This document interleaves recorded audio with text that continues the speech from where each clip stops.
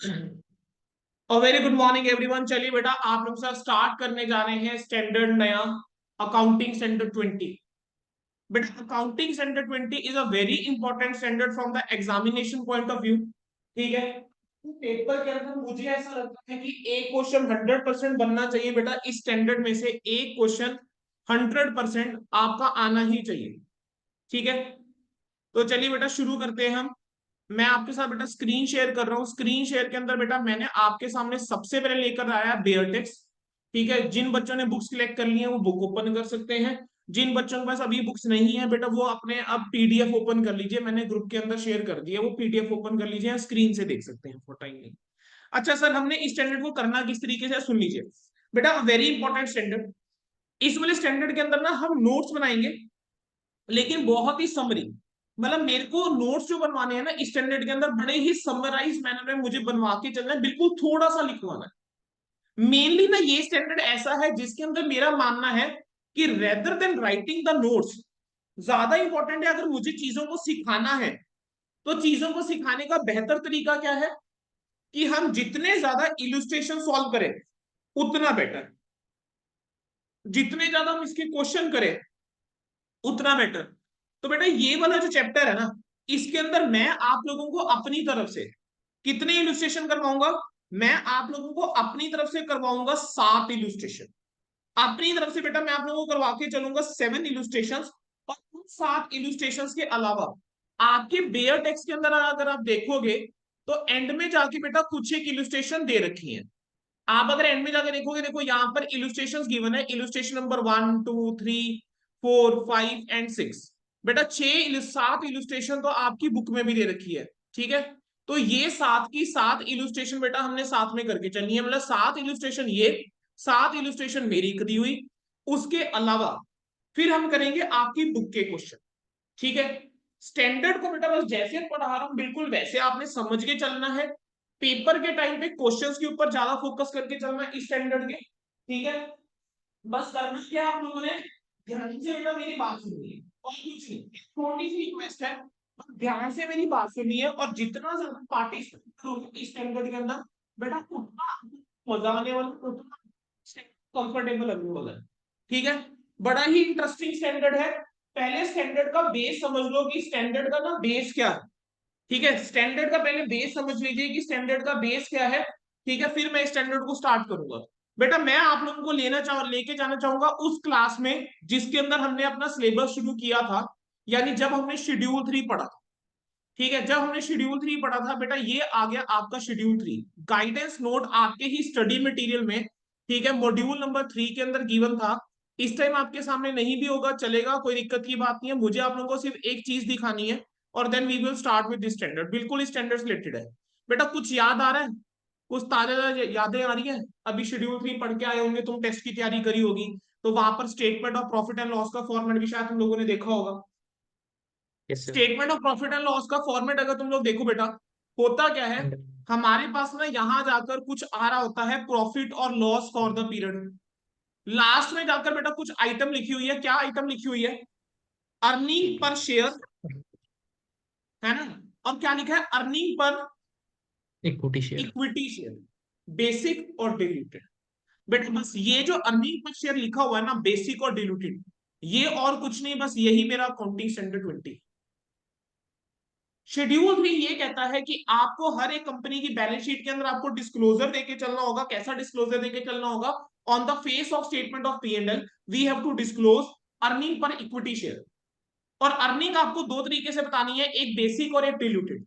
बस ये basic earning per share कैसे निकलता है ये, और डिल्यूटेड अर्निंग पर शेयर कैसे निकलता है बेटा, बस हमने यही चीज है जो सीखनी है। ठीक है जी, तो अब आ जाएंगे जरा क्लास नोट्स की तरफ। बेटा देखो सिंपल सी बात है, अभी आप लोगों ने कुछ लिखना नहीं है। अभी आप लोगों ने सिर्फ ना समझ के चलना है।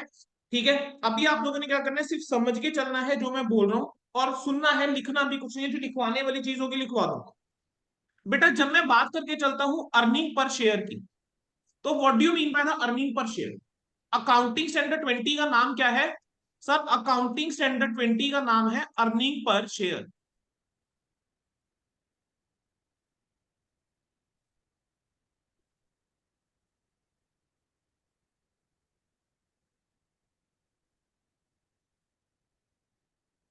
अकाउंटिंग स्टैंडर्ड बेटा 20 का नाम क्या है?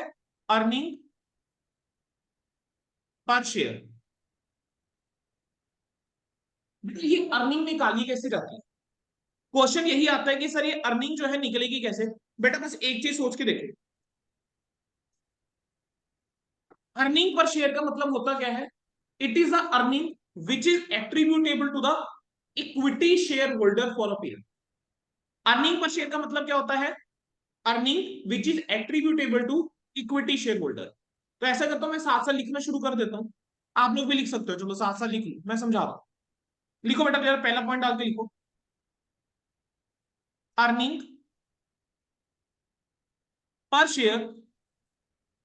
अर्निंग पर शेयर का मतलब क्या है? अर्निंग्स, अर्निंग्स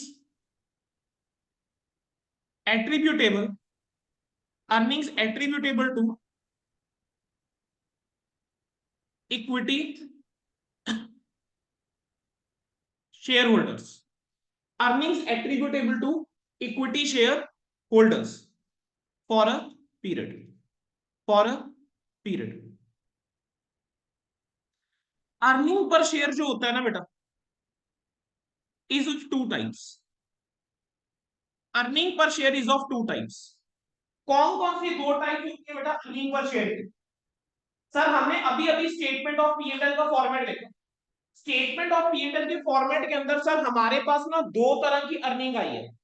सर एक हमारे पास कौन सी अर्निंग आई है? सर बेसिक, एक हमारे पास बेसिक कौन सी एंड अर्निंग आई है? Diluted. Basics earning per share, और दूसरा है डिल्यूटेड अर्निंग पर शेयर। तो दो तरीके की होती है बेटा, एक होती है basic earning per share,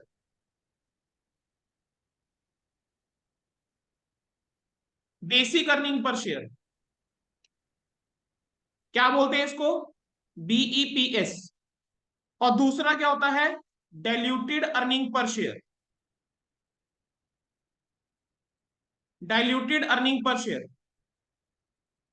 DEPS, BEPS और डेप्स, ठीक है? बीईपीएस और DEPS, basic earning per share, diluted earning per share. अच्छा सर, बेसिक और diluted earning per share. Sir अगर मुझे निकालना है बेसिक अर्निंग पर शेयर, अगर मुझे निकालना है बेसिक अर्निंग पर शेयर, तो सर कैसे निकलेगा basic earning per share? Sir basic earning per share निकालने का क्या तरीका होता है? Sir net profit, net profit और loss for the period, net profit और loss for the period attributable, net profit और loss for the period attributable to equity share holders. Sir net profit और loss for the period attributable to the equity share holders. बेटा equity share holders को कितना net profit है जो कि attributable है, मतलब कितना प्रॉफिट है which is attributable to the equity share holders, ठीक है? Divided by, divided by sir weighted average, divided by weighted average, divided by weighted average number of outstanding equity shares, weighted average number of outstanding equity shares, weighted average number of outstanding equity shares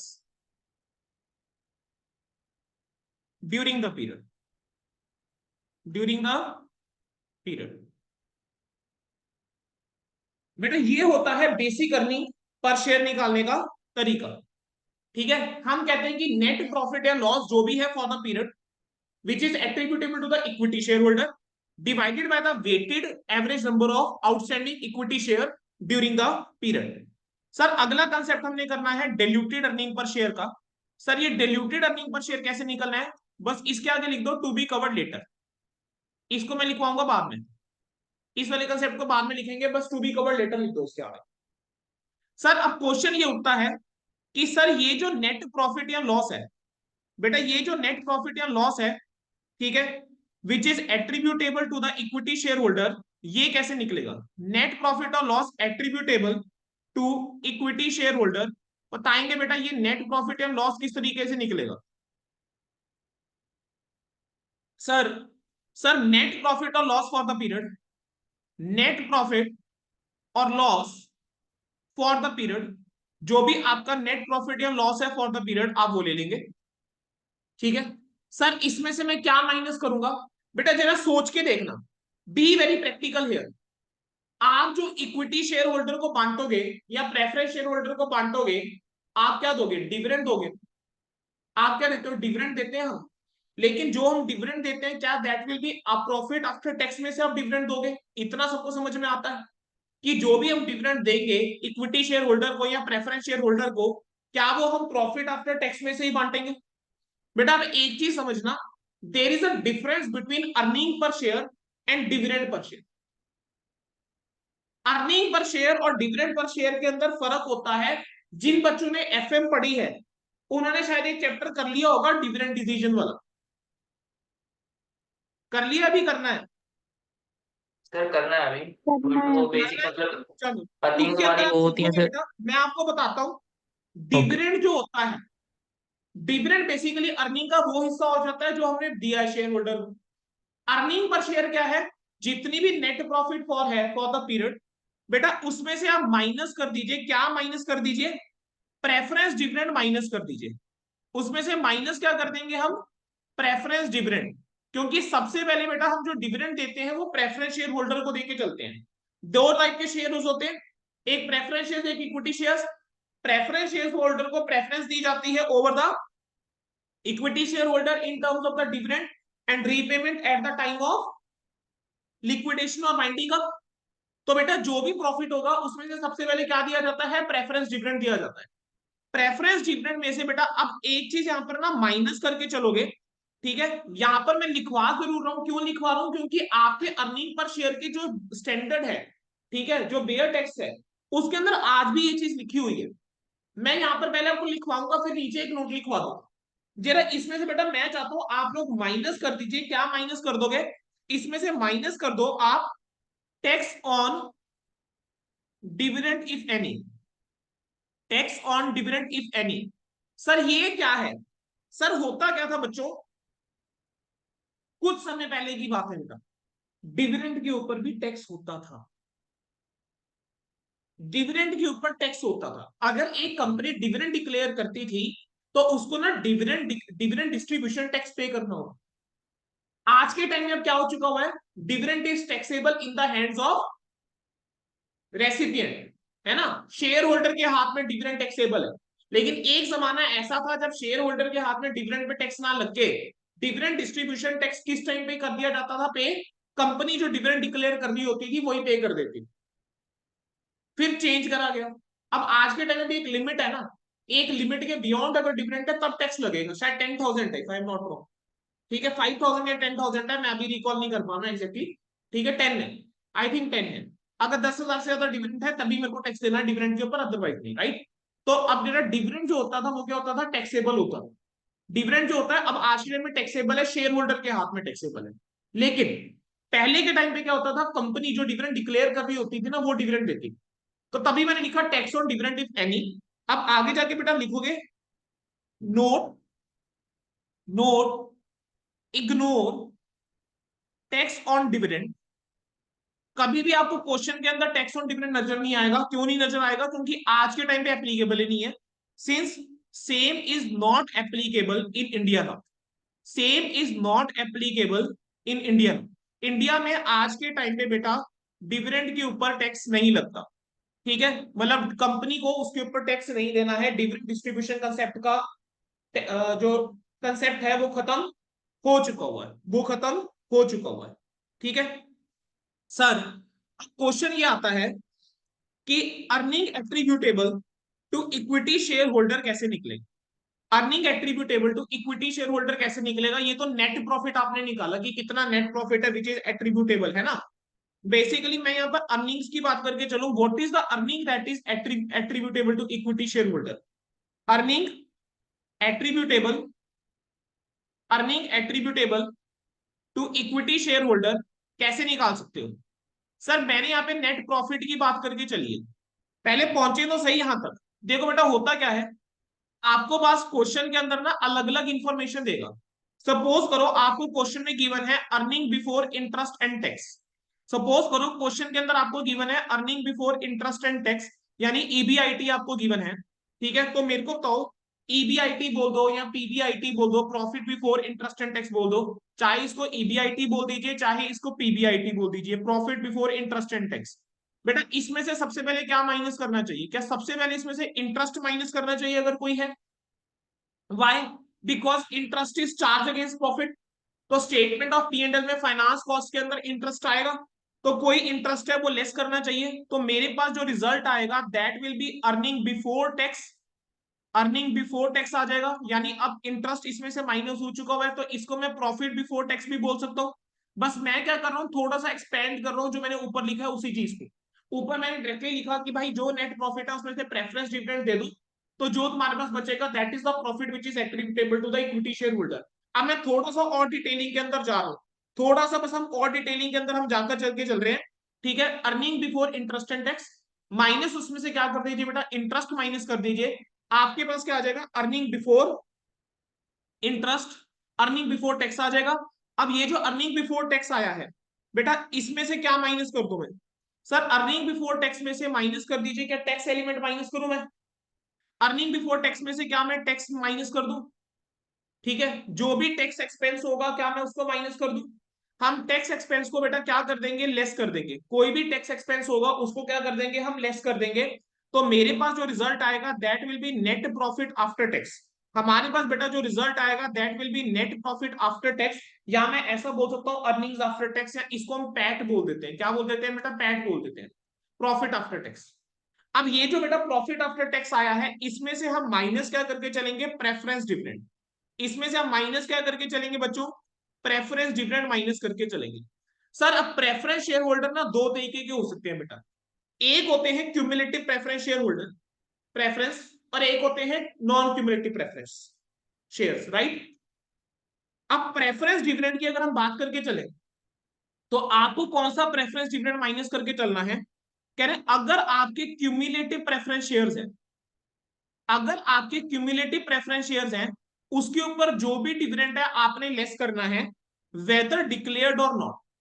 चाहे आपने dividend declare करा है या नहीं करा है, इस dividend को क्या करा जाएगा बेटा, लेस करा जाएगा, वेदर डिविडेंड डिक्लेयर्ड और नॉट। बेटा ये जो है लेस करा जाएगा। ठीक है, ये जो है वो लेस करा जाएगा। ठीक है, और अगर आपके नॉन क्यूमुलेटिव प्रेफरेंस शेयर्स हैं, नॉन क्यूमुलेटिव प्रेफरेंस शेयर्स हैं, क्यूमुलेटिव का मतलब समझते हो ना, कि डिविडेंड जो है वो अगर मान लो हम इस साल नहीं दे पा रहे, इस साल हमने नहीं दिया, अगले मान लो 2 साल में डिविडेंड नहीं दिया, तीसरे साल जाके मैं डिविडेंड डिक्लेयर करता हूँ और क्यूमुलेटिव प्रेफरेंस शेयर्स हैं, तो मुझे तीनों सालों का डिविडेंड बेटा देना होगा। ठीक है, और नॉन क्यूमुलेटिव प्रेफरेंस शेयर्स के अंदर ऐसा नहीं होता है। नॉन क्यूमुलेटिव प्रेफरेंस शेयर्स में जिस साल डिविडेंड डिक्लेयर करा है सिर्फ वही आएगा। Non cumulative preference shares case में if dividend declared for the period, if dividend declared for the period, अगर आपने डिविडेंड डिक्लेयर करा है फॉर द पीरियड तभी बेटा आप वो माइनस करके चलोगे, अदरवाइज माइनस करके नहीं होगा। ठीक है, तो जो मेरे पास बेटा रिजल्ट आएगा बस उसको हम एक नाम दे देते हैं, वो नाम क्या है, that is your earnings attributable to equity share holder. That is your earnings attributable to equity share holder. ठीक है, बस बेटा ये मेरी अर्निंग आ जाती है which is attributable to equity share holder. ठीक है, इक्विटी शेयर होल्डर्स, तो अर्निंग पर शेयर आपके पास ये आ जाता है, ये आ जाता है earning attributable to equity share holder. अब मैं इसको अगर नंबर ऑफ शेयर से डिवाइड कर दूं तो डेफिनेटली बेटा होगा क्या, मेरे पास अर्निंग पर शेयर आ जाएगा। अच्छा अब एक चीज समझेंगे, अब क्वेश्चन में प्रेफरेंस शेयर्स के रिगार्डिंग अगर कोई इंफॉर्मेशन गिवन है, अगर क्वेश्चन में प्रेफरेंस शेयर्स के रिगार्डिंग कोई इंफॉर्मेशन गिवन है तब तो मैं वैसे मान लूंगा, है ना। अब कई बार क्वेश्चन में क्या रहेगा, सिर्फ सिंपल बोल देगा 8% प्रेफरेंस शेयर कैपिटल, क्या बोल देगा से 8% प्रेफरेंस शेयर कैपिटल। तो यहां पर हमारे पास ना नोट लिखेंगे दो, कह रहे if in case, in question, in question information is given, if in case in question information is given regarding preference shares, information is given regarding preference shares, अगर क्वेश्चन में प्रेफरेंस शेयर्स के बारे में बेटा इंफॉर्मेशन जो है वो given है तो हम कह रहे हैं solve as per information provided. कह रहे हैं जो आपको इंफॉर्मेशन गिवन है आप उस कोडिंग क्वेश्चन को सॉल्व कर दीजिए। यानी अगर आपको क्वेश्चन में वो बोलता है क्यूमुलेटिव है तो क्यूमुलेटिव, और अगर आपको बोलता है नॉन क्यूमुलेटिव है तो नॉन क्यूमुलेटिव के हिसाब से बेटा क्वेश्चन जो है वो सॉल्व हो जाएगा।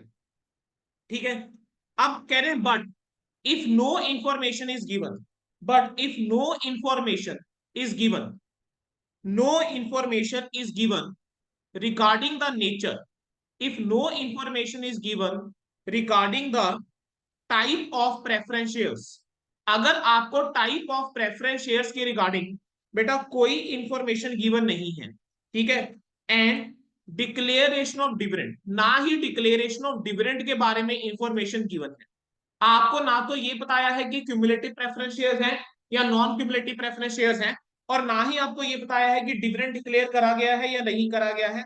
तो ऐसे केस के अंदर क्या करोगे सर, ऐसे केस के अंदर वी विल एज्यूम, ऐसे केस के अंदर बेटा वी विल एज्यूम, क्या एज्यूम करके चलोगे, we will assume that preference shares are cumulative in nature, कि जो आपके प्रेफरेंस शेयर्स हैं वो कैसे हैं, preference shares are cumulative in nature, कि प्रेफरेंस शेयर्स जो हैं वो क्यूमुलेटिव इन नेचर है, ठीक है, एंड डिविडेंड इज डिक्लेयर्ड, और डिविडेंड जो है वो हमने क्या करा है, डिक्लेयर्ड है, प्रेफरेंस शेयर्स क्यूमुलेटिव है और डिविडेंड जो है वो डिक्लेयर्ड है। ठीक है बच्चों, क्या इतनी बात समझ में आ गई है, क्या इतनी बात सबको समझ में आई? यस चलो यहां तक लिख लिया सभी ने साथ साथ। बेटा यस सबसे पहला कंसेप्ट जो मुझे आपको डिटेल में करवाना है वो है कि अगर हमने कैलकुलेशन करके चलनी है किसकी, बेसिक अर्निंग पर शेयर की, तो मैं यहां पे लिखूंगा for calculation of basic earning per share, for calculation of, calculation of basic earning per share, अगर मुझे बेसिक अर्निंग पर शेयर की कैलकुलेशन करके चलनी है तो बेसिक अर्निंग पर शेयर निकालने के लिए वी नीड, मुझे ना दो चीजें चाहिए, मुझे क्या चाहिए, वी नीड, ठीक है, टू कैलकुलेट, हमें वी नीड टू कैलकुलेट, हमें दो चीजें कैलकुलेट करनी पड़ेगी, पहला, ठीक है, और ये दूसरा, पहली चीज मुझे कैलकुलेट करनी पड़ेगी earning attributable to equity share holders, earnings attributable, earnings attributable to equity share holders, कि इक्विटी शेयर होल्डर्स को कितनी अर्निंग है बेटा जो कि एट्रीब्यूटेबल है, ठीक है, और दूसरी चीज मुझे जो कैलकुलेट करनी पड़ेगी, अब ये अर्निंग कैसे निकलती है सर, ये ऊपर सिखा तो दिया, ये ऊपर सिखा दिया हमने, as stated above, as stated above, ठीक है, और दूसरा बेटा क्या आएगा सर, दूसरा मुझे निकालना पड़ेगा वेटेड एवरेज नंबर ऑफ, दूसरा मुझे निकालना पड़ेगा weighted average number of outstanding, weighted average number of outstanding equity shares during the period, weighted average number of outstanding equity shares during the period, during the period कितने number of shares जो हैं वो outstanding है मुझे वो निकालने पड़ेंगे। ठीक है बच्चों, मेरा टारगेट है कि मैं इस स्टैंडर्ड को 80 एटलीस्ट 70-80% आज ही कवर करूं, ठीक है, मेरा टारगेट ये है, अगर हम स्पीड से करते हैं और आपको पूरा समझ में आ रहा है और आंसर देते हो तो chances are there that we might end up completing this standard in by 3 o'clock, ठीक है, 3 बजे तक हम स्टैंडर्ड शायद खत्म भी कर दें, अभी भी हमारे पास 3.5 घंटे अभी हमने पढ़ाई किया, हमने 20-25 मिनट अभी, ठीक है, तो बेटा स्टैंडर्ड बड़ा इजी है, डिल्यूटेड के अंदर हाँ बच्चों को थोड़ा सा टाइम लगता है समझने में, डिल्यूटेड के अंदर हल्का सा टाइम लगता है, I will not deny that, but बाकी अगर मैं स्टैंडर्ड की बात करके चलो बेटा बाकी बेसिक्स के अंदर इतनी प्रॉब्लम नहीं आती है, बस मैंने आपको एक चीज कही है कि अगर इस स्टैंडर्ड को समझना चाहते हो आपको एक चीज को करनी पड़ेगी, वो क्या है, मेरे को आंसर देने पड़ेंगे साथ साथ। अभी तक मैंने आप लोगों से कुछ पूछना शुरू नहीं करा, लेकिन अब वो पॉइंट आएगा कि जहां पर मैं आपके साथ चीजें पूछना शुरू करूंगा, जहां पर मैं आपके साथ चीजें पूछना शुरू करूंगा, ठीक है, डिल्यूटेड अर्निंग पर शेयर हम पढ़ेंगे, बहुत ज्यादा डिटेल में पढ़ेंगे बाद में जाके, ठीक है, अभी हम क्या करने वाले हैं एक एक करके बेटा कंसेप्ट जो है पढ़ने वाले हैं। अब मेरे को आपको ना बताना है कि weighted average number of outstanding equity share क्या होता है, ठीक है, तो जरा यहां पर लिखो, अगला पॉइंट आगे लिखिए, weighted, weighted average number of, weighted average number of outstanding shares, बेटा weighted average number of outstanding shares की अगर मैं आउटस्टैंडिंग इक्विटी शेयर्स की अगर मैं बात करके चलूं तो बेटा बेसिकली हम करते क्या हैं, we take into consideration, we take into consideration ठीक है, we take into consideration, sir ये यहाँ पे सेकंड वाले में ड्यूरिंग द एक पीरियड काम आना था, करो, शेयर हो गया। क्या कह रहे बच्चे? सर ये सेकंड वाले में ना ड्यूरिंग द शेयर्स हो गया, पीरियड आना था, अरे गलती से। Sorry sorry, during the period बेटा, मैंने शायद बोला पीरियड ही होगा, गलती से शेयर्स लिख दिया, ड्यूरिंग द पीरियड। अच्छा बेटा, अब एक काम करो, ये जो वेटेड एवरेज नंबर है ना सर, ये वेटेड एवरेज का मतलब क्या होता है, और ये आउटस्टैंडिंग इक्विटी शेयर्स का मतलब क्या है? सर वेटेड एवरेज की अगर मैं बात करके चलूं ना बेटा, हम क्या करके चलते हैं, वी टेक इनटू कंसिडरेशन, जैसे लिख रहा हूं वैसे लिखना, रुक जाओ अभी 2 minute. We take into consideration time as weight, time as weight to calculate average. हम टाइम फैक्टर को कहीं ना कहीं वेट की तरह कंसीडर करके चलते हैं एवरेज निकालने के लिए। बेटा वेटेड एवरेज और सिंपल एवरेज आप लोग समझते हो ना, सबको वेटेड और सिंपल एवरेज तो पता है, कोई ऐसा है जिसको वेटेड और सिंपल एवरेज नहीं पता? नहीं सर। सबको पता है पक्का? Yes sir. सर मुझे नहीं चलो पता, एक बार क्लियर कर दो। बिल्कुल बेटा बताता हूँ, देखो बेटा सिंपल एवरेज की अगर मैं बात करके चलूं, सिंपल एवरेज क्या होता है, मैं आपने थोड़ा सा रिकॉल करो पार्टनरशिप वाला टॉपिक +2 के अंदर जो पढ़ा था। मैं आपको कहता हूँ कि बेटा पहले साल का प्रॉफिट है से 10,000, दूसरे साल का प्रॉफिट है 8,000, तीसरे साल का प्रॉफिट है से 12,000, चौथे साल का प्रॉफिट है से 16,000, और पांचवें साल का प्रॉफिट है से 14,000। ठीक है, अगर मुझे सिंपल एवरेज निकालनी है, what I will simply do, मैं ना इन सब का टोटल करूंगा और टोटल 5 से डिवाइड डिवाइडेड बाय कर दूं, 5। तो मेरे पास सिंपल एवरेज आ जाएगी। सर वेटेड एवरेज हम कहां पर निकाल रहे होते थे? वेटेड एवरेज अगर रिकॉल करो, हम निकालते थे जहां पर कोई ट्रेंड होता था, या तो इंक्रीजिंग ट्रेंड या डिक्रीजिंग ट्रेंड।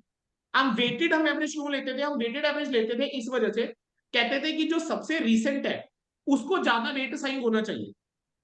ठीक है, मान लेते हैं कि पहले साल का प्रॉफिट है से 10,000, अगले साल का प्रॉफिट है से बेटा 12,000, फिर नेक्स्ट साल का प्रॉफिट है 18,000, नेक्स्ट साल का प्रॉफिट है से 24,000, और उसके अगले साल का प्रॉफिट है से 28,000।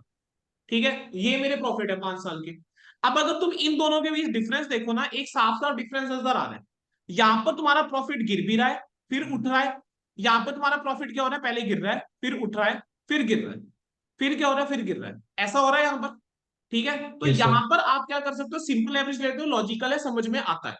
लेकिन अगर तुम इस वाले डाटा के साथ बेटा कंपैरिजन करो, तो इस वाले डाटा के अंदर हमारे पास मेरा प्रॉफिट जो है वो हर साल क्या हो रहा है, इंक्रीज हो रहा है। इंक्रीज हो मेरा रहा है। प्रॉफिट जो है वो हर साल कहीं ना कहीं इंक्रीज हो रहा है। ठीक है, अगर ईयर वाइज मैं देखूं मेरा इंक्रीज हो रहा है, मेरा ग्राफ जो है वो कुछ ऐसा जाता हुआ नजर आ रहा है। तो जरा सोच के देखो, क्या यहाँ पर सिंपल एवरेज लेना क्या जस्टिफाइड है? क्या यहाँ पर सिंपल एवरेज लेना जस्टिफाइड है? अगर मैं नो यहाँ पे नो नहीं। सिंपल एवरेज लेता हूँ वो गलत हो जाएगा, वाई? बिकॉज अगर मैं देखूं यार मेरा प्रॉफिट वो हर साल इंक्रीज हो रहा है, तो जो सबसे रिसेंट वाला है उसको ज्यादा वेट मिलना चाहिए ना। तो हम यहाँ पर क्या करते हैं, यहाँ पर ना हम वेट असाइन कर देते हैं। जैसे मैंने पहले साल को वेट दे दिया 1, दूसरे को दे दिया 2, तीसरे को दे दिया 3, चौथे को दे दिया 4, और इसको दे दिया 5, इसको दे दिया 5। अब 10,000 into 1 is 10,000, 12,000 into 2 24,000, 18,000 into 3 54,000, 24 into 4 96,000, और 28 इंटू 5 इज 1,40,000। ठीक है, ये क्या आ गया मेरे, टोटल आ गया।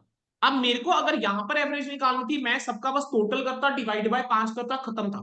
यहां पर मैं क्या करूंगा, इनका टोटल करूंगा 15, इनका टोटल करूंगा, इसका टोटल जो भी आ रहा है बेटा ताना जरा, 10 और 24 34, 34 और 54 88, 88 और 6 94, 94 और 90, जितने में कैलकुलेटर बेटा निकालोगे, कैलकुलेशन कर चुका होगा। 1,84,000, 2,84,000, 3,24,000, बेटा 3,24,000 पे यहाँ का टोटल आ रहा है। अब मैं यहां पर अगर मुझे एवरेज निकालनी है तो 3,24,000 डिवाइड बाय 15 करो, तो जो मेरे पास बेटा आएगा that is my weighted average. अगर तुम इसकी सिंपल एवरेज लोगे और वेटेड को कंपैरिजन करोगे, तुम्हें डिफरेंस साफ नजर आएगा।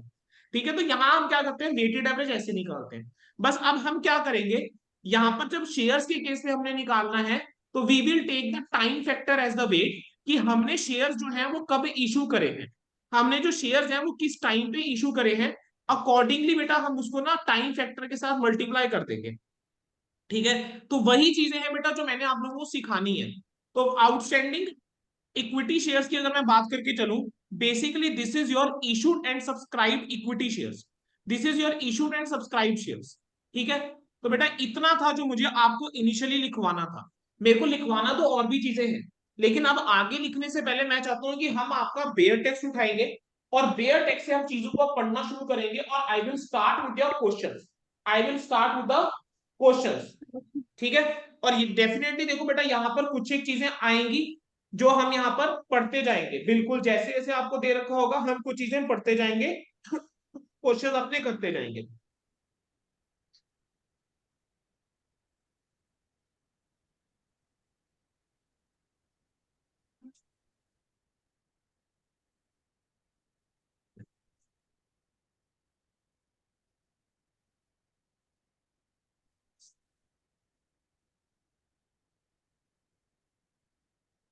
यहां तक लिख लीजिए बेटा फिर, ताकि मैं आगे बढ़ूं आप लोगों के साथ।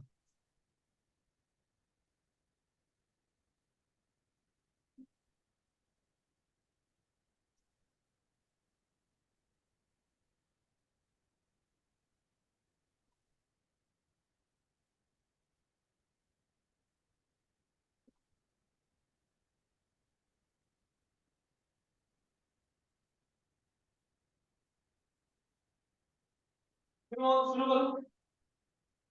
चलो ऐसा करते हैं, सीधा एक क्वेश्चन के साथ शुरुआत करते हैं। सीधा एक क्वेश्चन के साथ शुरुआत करता हूं, पहले एक इलुस्ट्रेशन, ठीक है, फिर उसके बाद हम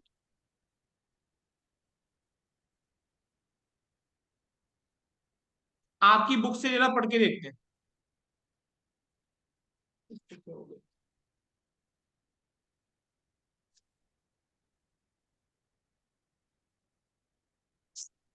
शुरू करें।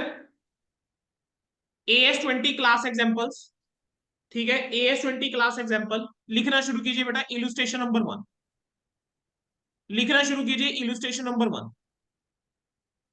ठीक है, थोड़े से पेजेस छोड़ दो कोई बात नहीं, चाहे इसके बाद ही लिख लो कोई दिक्कत नहीं है बेटा, चाहे साथ के साथ लिख लो कोई दिक्कत नहीं है। मतलब आप लोगों ने जब रिवाइज करना है एक बार पूरा गो थ्रू करके चलना है, जो भी मैंने लिखवाऊंगा पूरा ही गो थ्रू करके चलना है। आप चाहो तो साथ में लिख सकते हो, कोई प्रॉब्लम नहीं है मुझे। ठीक है, मैं बस एग्जांपल्स वाली क्लास एग्जांपल्स वाली मैं अलग रख रहा हूँ फाइल। रिक्वायरमेंट क्या है? Calculate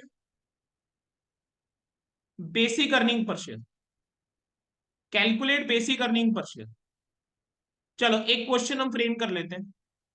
calculate basic earning per share, मान लेते हैं बेटा CA Edge Limited, CA Edge Limited has profit before interest and tax, profit before interest and tax of rupees 40 lakhs for financial year 2023 and 24. Company has taken a loan, company has taken a loan of rupees 20 lakhs at 10% per annum on 1st of January 2023. On 1st of January 2023, company's shareholders fund, company's shareholders fund comprises of equity share capital, bracket में लिख दो face value is equal to ₹10। ठीक है, आगे जाके लिख दो ₹50 lakhs, 10% 10% cumulative 10% cumulative preference share capital, 10% cumulative preference share capital of rupees 10 lakh, 10% cumulative preference share capital of rupees 10 lakh, then 15% non-cumulative 15% non-cumulative preference share capital, 15% non-cumulative preference share capital of rupees 5 lakh। इसके bracket में लिख दो dividend not declared, इसके bracket में बेटा लिख दीजिए dividend not declared, dividend not declared, ठीक है। फिर लिख दीजिए 12% non cumulative, 12% non cumulative preference share capital, preference share capital of rupees 3 lakh, of rupees 3 lakh. बेटा क्वेश्चन मैंने लिखवा दिया। मैं चाहता हूं एक बार जरा तुम लोग खुद से ट्राई करो, मेरे को जरा कैलकुलेट करके बताओ कि बेसिक अर्निंग पर शेयर कैसे निकालोगे। ठीक है, मैंने कंसेप्ट आपको समझा दिया हुआ है। मैंने अगर आपको जो भी नोट्स लिखवाए हैं उसके अंदर सब बता दिया होगा, इसके अंदर जरा एक बार मैंने माना सर वेटेड एवरेज अभी निकालना नहीं सिखाया, लेकिन इसके अंदर वेटेड एवरेज का यूज हो भी नहीं रहा है। इसके अंदर मेरे को सीधा सीधा इक्विटी शेयर दिख रहे हैं कितने हैं। ठीक है, तो जरा एक बार इसको सॉल्व करो बेटा, फिर उसके बाद मैं आपको आगे करवाता हूँ। ठीक है, उसके बाद हम स्टडी, बट उसके बाद हम स्टडी मटेरियल पढ़ेंगे पहले। आपका आई से आएगा लेटेक्स पढ़ेंगे, फिर उसके बाद आगे बढ़ेंगे। कैलकुलेट द बेसिक अर्निंग पर शीट प्लीज नोट करो। और बेटा देखो मैं सिंपल सी बात बोल देता हूँ, ये स्टैंडर्ड इंपॉर्टेंट बहुत है। मैं आपको एज अ स्टूडेंट आपको ये एक्सपीरियंस बता रहा हूँ, एज अ फैकल्टी आपको ये एक्सपीरियंस बता रहा हूँ। मैंने एक चीज ऑब्जर्व करी है इस स्टैंडर्ड में हमेशा, कि जो तो बच्चे इस स्टैंडर्ड के अंदर पार्टिसिपेट करते हैं, 700 क्वेश्चन सॉल्व करते हैं, तो उनके लिए स्टैंडर्ड ऐसा बन जाता है कि पेपर में बिना पढ़े भी चले जाएंगे। ये वाला स्टैंडर्ड तो पेपर में जाके क्वेश्चन सॉल्व कर लेते हैं। और जो बच्चे बेटा पार्टिसिपेट नहीं करते हैं इस स्टैंडर्ड के अंदर या क्लास के अंदर सॉल्व नहीं करते हैं, उनको पता नहीं ये वाला स्टैंडर्ड ना खतरनाक से लगना शुरू हो जाता है, उनसे क्वेश्चन पेपर में निकलते नहीं। तो अब तुम लोगों की चॉइस है, ठीक है, कि तुम लोगों ने कैसे चलना है। मैंने तो तुम लोगों को दोनों बच्चों का बता दिया, और मैं सच बोल रहा हूँ, मैं इस स्टैंडर्ड में कोई ये नहीं कि डराने के लिए या इस पर्पज से कि भाई तुम पार्टिसिपेट करो बोल रहा हूँ, नहीं। ये फैक्ट है। ये वाला स्टैंडर्ड एक ऐसा स्टैंडर्ड है जिसमें से प्रैक्टिकल क्वेश्चन बनेगा। अगर तुम लोग अच्छे से पार्टिसिपेट करोगे, समझ आता जाएगा, कॉन्फिडेंस ऐसा बन जाएगा कि शायद पेपर के टाइम में तुमको ये उठाना भी ना पड़े, तुम इसका क्वेश्चन आ जाए तुम वैसे ही कर दो। ठीक है। एंड अगर तुम लोग पार्टिसिपेट नहीं करते हो या लॉजिकली आंसर्स देने की कोशिश नहीं करते हो, तो इट माइट हैपन कि ये स्टैंडर्ड तुम्हारे लिए ऐसा बन जाए तुम लोग को कि सर मैंने ये वाला स्टैंडर्ड करके नहीं जाना। ठीक है, सो चूज वाइसली बेटा। और पेपर में इसमें से क्वेश्चन आएगा, बता दिया तुम लोग।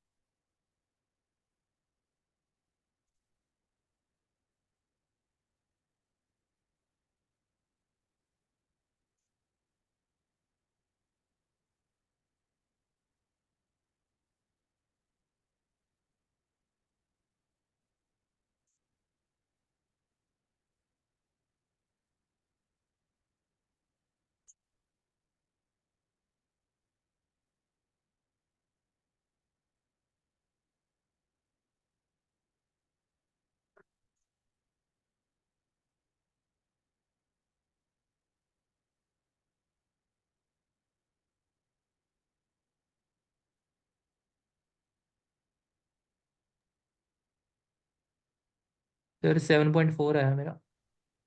7.4? यस सर टेक्स्ट तो 7.4। सर टेक्स्ट सेवन तो था नहीं पॉइंट ना कुछ। फोर गलत, 7.4 गलत है। हाँ जी, आपको 7.4 बच्चे गलत है। ओ ओ ओ ओ ओ। गलती पता लग गई है ना मनदीप को, कहां पर गलती करी।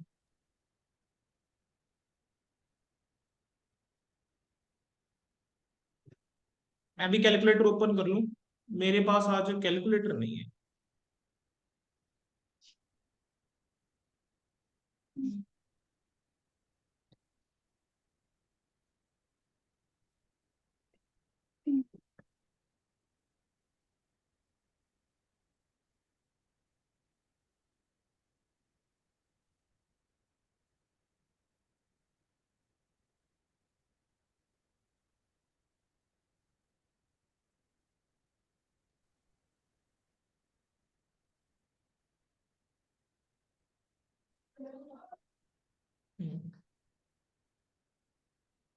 शुरू करो बेटा। कैलकुलेटर गायब हो गया, चलो कोई बात नहीं। मैं ऐसा करूंगा बेटा, अपने फोन पे कैलकुलेटर यूज कर लूंगा। ठीक है, मेरे पास आज सर कैलकुलेटर नहीं है। 7.7 आ गया सर, वो इंटरेस्ट का कैलकुलेशन गलत गलत हो गलत गया। गलत गलत गलत। सर ऐसे नहीं बोल। चलो जी। हाँ जी, बोलो बोलो, फटाफट आंसर बोलो बेटा। बेटा देखो सीधी सी बात है, ये स्टैंडर्ड ऐसा है, अच्छा अच्छा, करने को हम आज खत्म कर सकते हैं। अगर 23 लटकाना में है तो बेटा परसों तक भी जा सकता है स्टैंडर्ड, कल तो खत्म मैं कर ही दूंगा। फाइनेंशियल 23। कल तो मैं खत्म करवा ही दूंगा। हाँ जी, बाकी भी आंसर दो। बच्चे जितने बैठे हैं, मुस्कान, दीक्षा, हिमानी, बेटा आंसर निकाल के दो जरा, कितना बेसिक अर्निंग पर शेयर। हाँ जी मम्मी, क्या हुआ? अगर आंसर दो। यूनिटी 40। नमूने कहीं के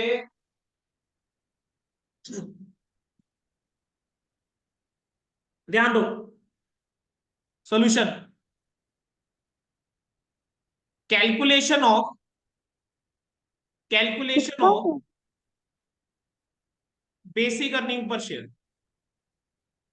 calculation of basic earning per share, BEPS. ठीक है बेटा, कैसे निकालूंगा? Sir basic earning per share के लिए क्या करना पड़ता है? Earning attributable to, earning attributable to, earning attributable to equity share holders, earning attributable to equity share holders divided by weighted average number of, divided by weighted average number of outstanding equity shares, divided by weighted average number of outstanding equity shares. ठीक है, मुझे अब इनकी calculation करनी है। Sir यहां पर मैंने जगह छोड़ दी जानबूझ के। अब मैं यहां पे कैलकुलेट कर रहा हूं earning attributable to, earning attributable to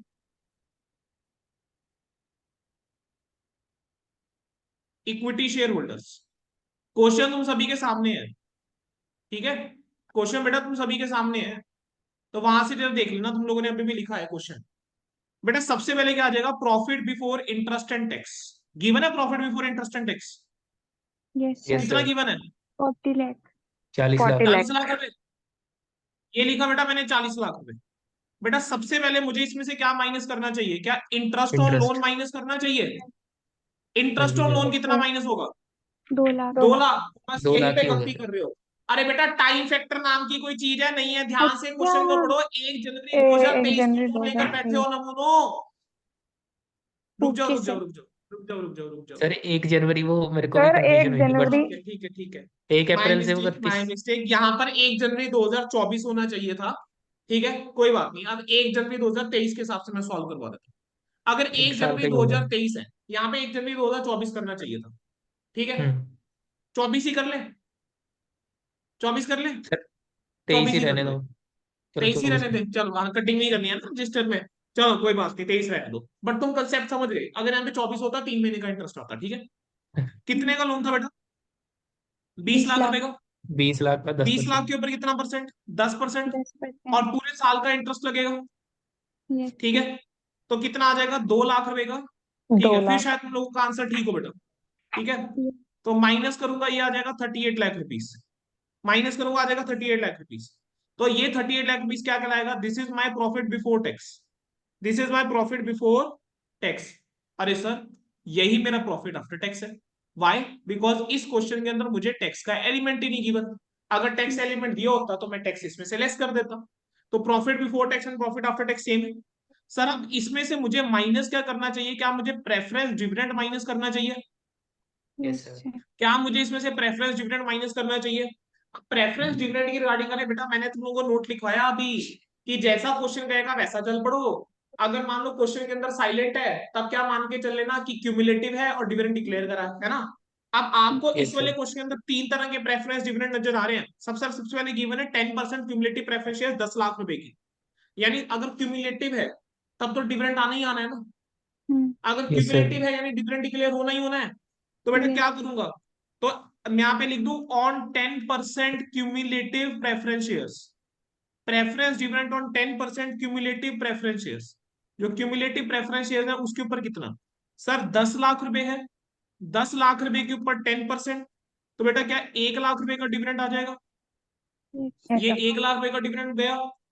sir उसके अलावा on 12% non cumulative preference shares, sir 15% वाले प्रेफरेंस शेयर्स के ऊपर हम कोई डिविडेंड नहीं देंगे। उसने साफ साफ दे रखा है डिविडेंड नॉट डिक्लेयर्ड, जब उसके ऊपर डिविडेंड नहीं दे रहे तो उसको क्यों लूंगा मैं, तो 15% के ऊपर डिविडेंड नहीं आएगा। ठीक है, तो इस 3 लाख के ऊपर बस 10%, 12% का डिविडेंड आ जाएगा। तो बेटा ये कितना माइनस हो जाएगा, 36,000 रुपए, ये फर्दर माइनस कर दूंगा, तो टोटल बन गया ये 1,36,000 रुपए।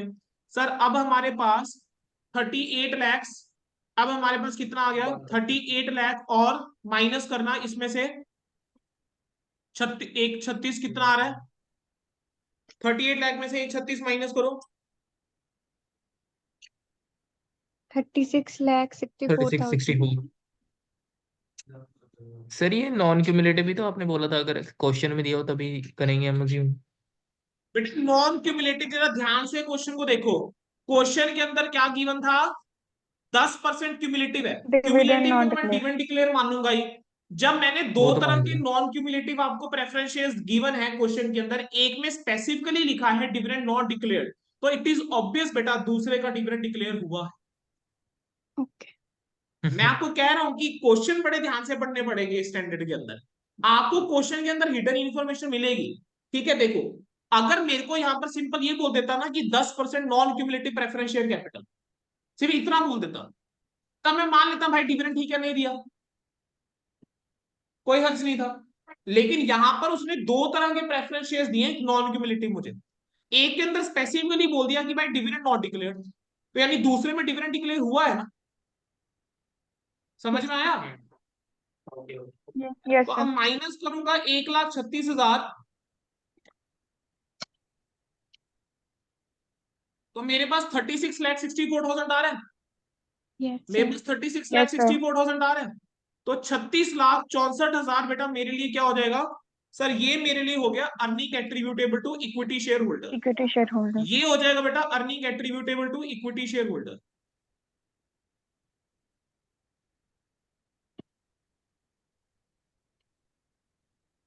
सर अब मैं निकालूं weighted average number of outstanding shares, sir weighted number of outstanding shares. Sir इस क्वेश्चन के अंदर पता है क्या चीज हुई है, मैंने ड्यूरिंग द ईयर कोई शेयर्स इशू ही नहीं करे हैं, मेरे को बस दे रखा है कि 50 लाख रुपए की इक्विटी कैपिटल है और 10 रुपए का एक शेयर है, तो मैं सीधा 50 लाख को बस 10 रुपए से डिवाइड कर दूं अगर फेस वैल्यू से, तो मेरे पास क्या 5 लाख शेयर्स आ जाते हैं। Yes, sir. ये Yes, आ गया sir. बेटा 5 लाख शेयर्स, ये आ गया बेटा 5 लाख शेयर्स, खत्म।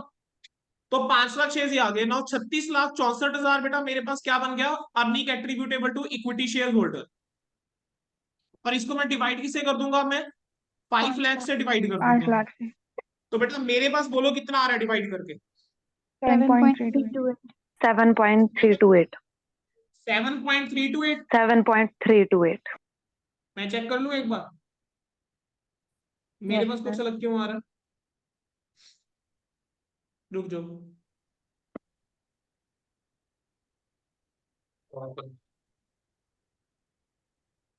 बिल्कुल सही 7.328, तो दिस इज ₹7.328, ये आपका आ गया बेटा बेसिक अर्निंग पर शेयर। बोलो समझ में आया कि बेसिक अर्निंग पर शेयर निकालना किस तरीके से है। Yes, sir. हाँ जी, ठीक है। Yes, अब हम sir. क्या करेंगे बेटा, now we will start, now we will start with your pair text, pair text में आते जाओ और कंसेप्ट समझते जाओ। ठीक है जी, अगले 1 आवर सिर्फ हम कंसेप्ट करने वाले हैं और कुछ नहीं। 1 बजे के आसपास तुम लोगों को मैं पहली ब्रेक दे दूंगा, ठीक है, 1-1:30 बजे के बीच आप लोगों को पहली ब्रेक में दे दूंगा। बट जब तक हम हमारे कंसेप्ट खत्म नहीं हो रहे तब तक कोई ब्रेक नहीं है।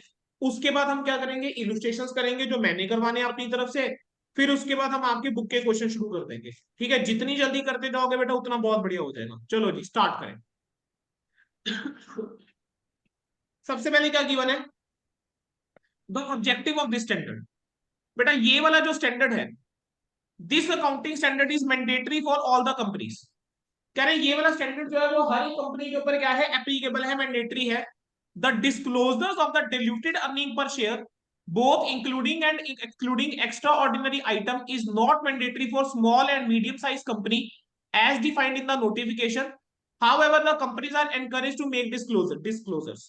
कह रहे हैं कि बेसिक, लेकिन जो स्मॉल कंपनी है कह रहे हैं वो अगर नहीं भी निकालेगी, एसएमसी अगर नहीं भी निकालेगी, डिल्यूटेड अर्निंग पर शेयर चलेगा including and excluding extraordinary item, लेकिन हम एनकरेज करते हैं कि भाई तुम भी निकाल के दिखाओ। ठीक है, तो अगर आप किसी भी कंपनी की बैलेंस शीट देखोगे तो बेटा उसके अंदर आपको बेसिक अर्निंग पर शेयर और डिल्यूटेड अर्निंग पर शेयर जो है वो निकला हुआ नजर आता है। ऑब्जेक्टिव क्या है इस स्टैंडर्ड का? इस स्टैंडर्ड का ऑब्जेक्टिव है कि ये प्रिस्क्राइब करता है principle for determination and presentation of earning per share which will improve the comparison of the performance among the different enterprises for the same period and among the different accounting period of the same enterprises. कह रहे ये जो accounting standard है इसका objective क्या है? ये हमें प्रिंसिपल बताएगा कि कैसे आप डिटर्मिन करोगे यानी कैसे निकालोगे और कैसे आप प्रेजेंट करोगे अर्निंग पर शेयर, जिससे आप ना कंपैरिजन करना बेटर होगा। कंपैरिजन कर पाएंगे हम डिफरेंट एंटरप्राइजेस में सेम पीरियड के लिए, और एक ही एंटरप्राइज का डिफरेंट पीरियड का हम कंपैरिजन कर पाएंगे। फोकस जो है इस स्टैंडर्ड का किसके ऊपर है कि कैसे हम on the denominator of earning per share calculation, कि डिनोमिनेटर क्या रहेगा अर्निंग पर शेयर का। कह रहे even though earning per share data की लिमिटेशंस हैं because of different accounting policies for determining earnings निकालने के लिए डिफरेंट अकाउंटिंग पॉलिसीज हो सकती है, तो वो एक लिमिटेशन है। लेकिन डिनोमिनेटर जो है वो क्वालिटी इंप्रूव करता है फाइनेंशियल रिपोर्टिंग की। ठीक है, यानी डिनोमिनेटर क्या है? Weighted average number of outstanding share, कह रहे हैं क्वालिटी इंप्रूव करता है। स्कोप कह रहे हैं ये वाला जो अकाउंटिंग आपका स्टैंडर्ड है, ठीक है, कह रहे हैं should be apply to all the companies, ये सारी कंपनीज के ऊपर लगना चाहिए। ठीक है, however a small and medium size company कहेंगे वो डिस्क्लोज नहीं भी करेगी डिल्यूटेड अर्निंग पर शेयर तो चलेगी। In consolidated financial information, consolidated financial statement AS21 पढ़ेंगे, AS21 जल्दी। The information required by this standard should be presented on the basis of consolidated information. यानी अगर आप कंसोलिडेटेड बैलेंस शीट बना रहे हो, कंसोलिडेटेड स्टेटमेंट ऑफ P&L बना रहे हो, तो कंसोलिडेटेड स्टेटमेंट ऑफ P&L के अंदर आपको अर्निंग पर शेयर दिखाना होगा। ठीक है, तो AS21 के अंदर बताया गया है रिक्वायरमेंट उसकी। कहेंगे इन case of a parent holding company, users of the financial statement are usually concerned with need to be informed about result of operation of both enterprise as well as group as a whole। यानी अगर कहने एक holding company है तो holding company को अपने तो result बताने हैं एज अ एंटरप्राइज, उसके अलावा पूरी एंटरप्राइज की एज अ होल, यानी उसकी पूरी जितनी सब्सिडरीज है, एसोसिएट्स हैं, मतलब जो भी है, कह रहे उन सबके रिजल्ट्स भी बताने हैं। Accordingly in case of such an enterprises this standard requires कि आपको जो अर्निंग पर शेयर प्रेजेंट करना है वो कंसोलिडेटेड फाइनेंशियल स्टेटमेंट के बेस के ऊपर भी करना है और इंडिविजुअल फाइनेंशियल स्टेटमेंट के ऊपर बेस के ऊपर भी करना है, पेरेंट कंपनी है। In consolidated financial statement such information is based on consolidated information. CFS के अंदर ये इंफॉर्मेशन कंसोलिडेटेड इंफॉर्मेशन के बेस के ऊपर निकालेंगे। ठीक है, नेक्स्ट अब कुछ एक डेफिनेशन गिवन है। सर पहली डेफिनेशन, इक्विटी शेयर क्या होता है? अरे सर बहुत खतरनाक डेफिनेशन दे दी। Equity share is the share other than the preference, है ना, जो प्रेफरेंस शेयर नहीं है वो क्या है बेटा? Equity share.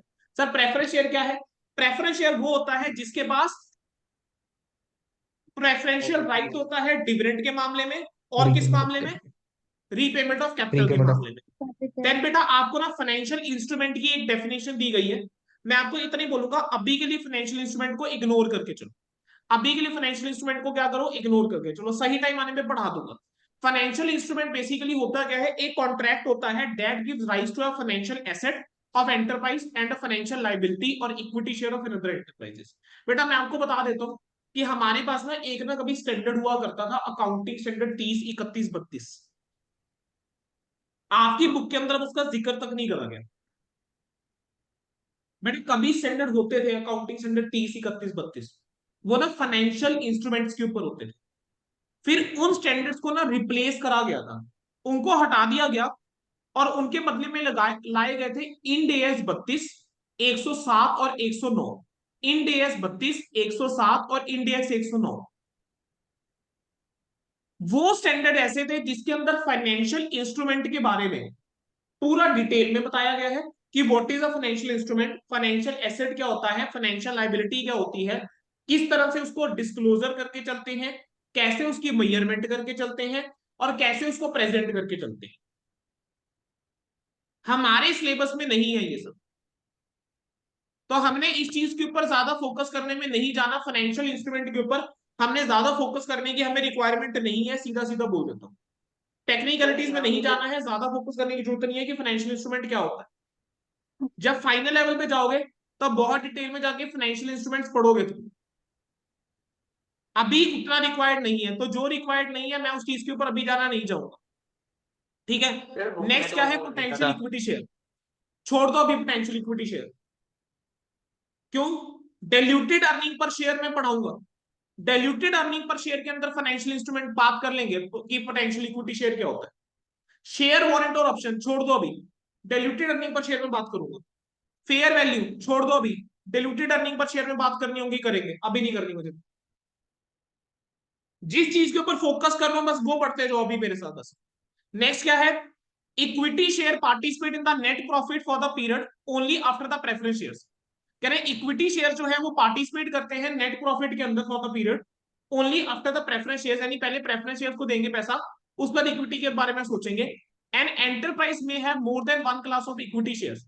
ऐसा हो सकता है कि एक एंटरप्राइज के पास एक से ज्यादा क्लास ऑफ इक्विटी शेयर्स हैं, और इक्विटी शेयर जो सेम क्लास की होती है उनके पास राइट होता है कि वो डिविडेंड रिसीव करें। देन आपको बेटा फाइनेंशियल इंस्ट्रूमेंट के बारे में कुछ दिया गया है। मैं अभी बोल रहा हूँ कि फॉर टाइमिंग इसको छोड़ दो, ऐसा नहीं है कि नहीं पढ़ाऊंगा, पढ़ाऊंगा बट एक सही टाइम आने पे जहां जरूरत लगेगी, अदरवाइज नहीं।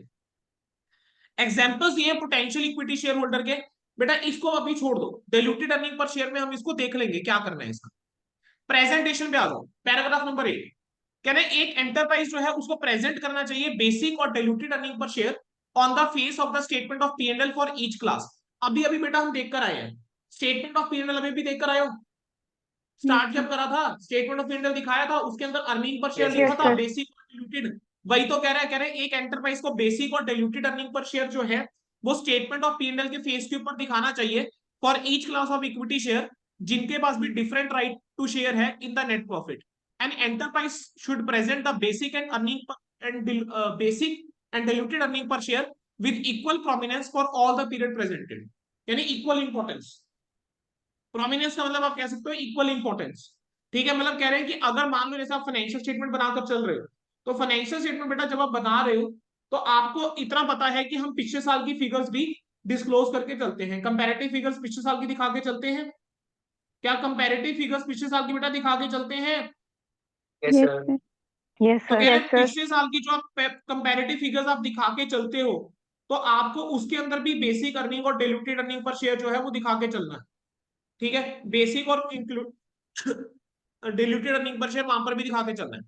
कह रहे हैं this standard require an enterprise to present basic and diluted earning per share even if the amount disclosed are negative. कह रहे हैं अगर मान लो नेगेटिव फिगर भी है, नेगेटिव फिगर भी है तो कह रहे हैं तब नहीं शेयर जो है वो निकाल के चलना है। अगर मान लो अमाउंट नेगेटिव भी आ रही है यानी लॉस भी है तो कोई बात नहीं, नेगेटिव फिगर में दिखा के चलोगे बट आपको अर्निंग पर शेयर निकाल के वहां पर भी चलना है, बेसिक भी, ठीक है, आपको निकाल के चलना है। बोलो क्लियर वो? आगे बढ़ो, यस सर। आगे बढ़ Yes, सकते sir. हो। नेक्स्ट हमारा क्या आता है, बेसिक अर्निंग पर शेयर कैसे निकालोगे? कहेंगे नेट प्रॉफिट या loss for the period which is attributable to equity share holder divided by the weighted average number of the equity share holder share outstanding. Basic earning per share का यही formula लिखवाया अभी अभी तुम लोगों को मैंने, Yes, क्या sir. Basic earning per share ये लिखवा Yes, कर आ रहा हूं? sir. तो मेजरमेंट Yes, sir. कैसे करते हैं? पैराग्राफ नंबर 10 कहता है कि बेसिक अर्निंग पर शेयर करने के लिए क्या करोगे सर? नेट प्रॉफिट और loss for the period which is attributable to the equity share holder divided by the weighted average number of the equity shares. Net profit और loss for the period which is attributable to equity share holder divided by weighted average number Weighted of Average number of equity shares during the outstanding period, during the period. ठीक है। Earning, अब earning कैसे निकालते हैं बेटा? अब उसके ऊपर बहुत सारी बातें करी गई है, चलो पढ़ना शुरू करें। कह रहे for the purpose of calculating the basic earning per share the net profit or loss for the period which is attributable to equity shareholder should be the net profit or loss for the period after deducting preference dividend and any attributable tax thereto। यानी preference dividend और उस dividend के ऊपर कोई tax है वो minus करने के बाद जो आपका नेट प्रॉफिट आएगा कहेंगे उसको हम लेकर चलेंगे नेट प्रॉफिट और लॉस फॉर द पीरियड के पर्पस के लिए, उसको हम लेकर चलेंगे। नेक्स्ट कहता है, कह रहे जितनी भी आइटम्स होती हैं इनकम और एक्सपेंस की, जितनी भी आइटम्स हैं आपकी इनकम और एक्सपेंस की which are recognised in a period including the tax expense extraordinary item are included in determination of net profit और loss for the period unless an accounting standard requires और permits otherwise. कह रहे जो भी आपकी income और expense की items होंगी, जो भी आपने उस पीरियड में रिकॉग्नाइज करके चलनी है, आपने सारी की सारी इंक्लूड करके चलनी है, ठीक है, सारी की सारी कंसीडर करके चलनी है इंक्लूडिंग टैक्स एक्सपेंस और एक्स्ट्रा ऑर्डिनरी आइटम, ठीक है, कैलकुलेट करने के लिए कि कितना नेट प्रॉफिट और लॉस फॉर द पीरियड है, अनलेस कोई अकाउंटिंग स्टैंडर्ड जो है वो स्पेसिफिकली कुछ और बोलता है, रिक्वायर्स और परमिट्स अदरवाइज। ठीक है, अब अकाउंटिंग स्टैंडर्ड 5 के बारे में इन्होंने कुछ बोला है। अब अकाउंटिंग स्टैंडर्ड 5 के अंदर वो कहते हैं ना एक्स्ट्रा ऑर्डिनरी आइटम वगैरह की कुछ अलग बात करके चलता है। कह रहे the amount of the preference dividend and any attributable tax thereto for the period is deducted from the net profit for the period or added to the net loss for the period in order to calculate the net profit or loss for the period attributable to the equity shareholder। कह रहे हैं जो भी आपका preference dividend है और जो भी उसके ऊपर टैक्स है, कह रहे हैं वो यहाँ पर आप प्रॉफिट में से लेस करके चलोगे, नेट प्रॉफिट में से, या ऐड करके चलोगे लॉस के अंदर, ताकि आप पहुंच सको कहां तक, नेट प्रॉफिट जो कि which is attributable to the equity share holder. Clear है? यही चीज तुम लोगों को मैंने कहीं ना कहीं पढ़ाई है। जरा ध्यान से जाकर जरा नोट्स पे जाकर देखो, देखो नोट्स के साथ रिलेट करा के चलूंगा बेटा पूरा का पूरा। कहाँ गए मेरे नोट्स? ये आ गए बेटा आपके नोट्स। क्या लिखा था यहाँ पर मैंने? नेट प्रॉफिट और loss for the period less preference dividend less tax on dividend difference लिखवाया। Clear? Yes, sir. Yes, sir. Yes, sir. Next, the amount of the preference dividend for the period that is deducted from the net profit for the period is। कहना कितना preference dividend आप deduct करके चलोगे।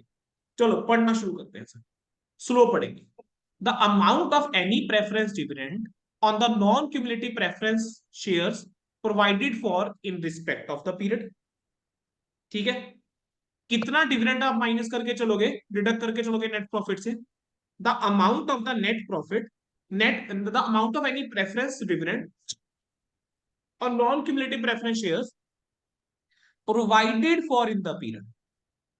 Next, the full amount of the required preference dividend for cumulative preference shares for the period whether or not the dividend has been provided for।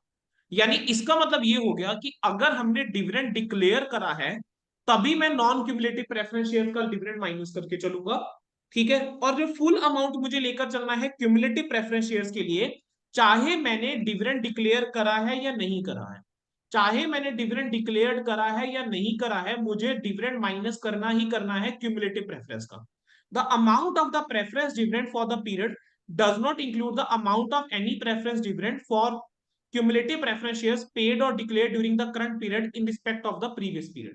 यानी अगर मानो आपने current period के अंदर किसी पिछले साल का डिविडेंड दिया है तो उसको मुझे माइनस नहीं करना, क्योंकि वो पिछले साल ही माइनस हो गया होगा। क्यूमुलेटिव के केस में हम यही बोल रहे हैं ना कि भाई चाहे डिक्लेयर्ड है या नहीं है, ठीक है, आपको उसी साल ले देना है। यानी जिस साल का डिविडेंड है, अगर सीधा सीधा बोलूं, क्या ऐसा कह सकता हूं कि जिस ईयर का डिविडेंड है, जिस ईयर का डिविडेंड है उसी ईयर में, उसी ईयर माइनस करेंगे, उसी ईयर माइनस करेंगे, चाहे पेड है या नॉट पेड है। समझ में आया बेटा यहां तक? क्या यहां तक समझ में आया? Yes, sir. Yes, sir.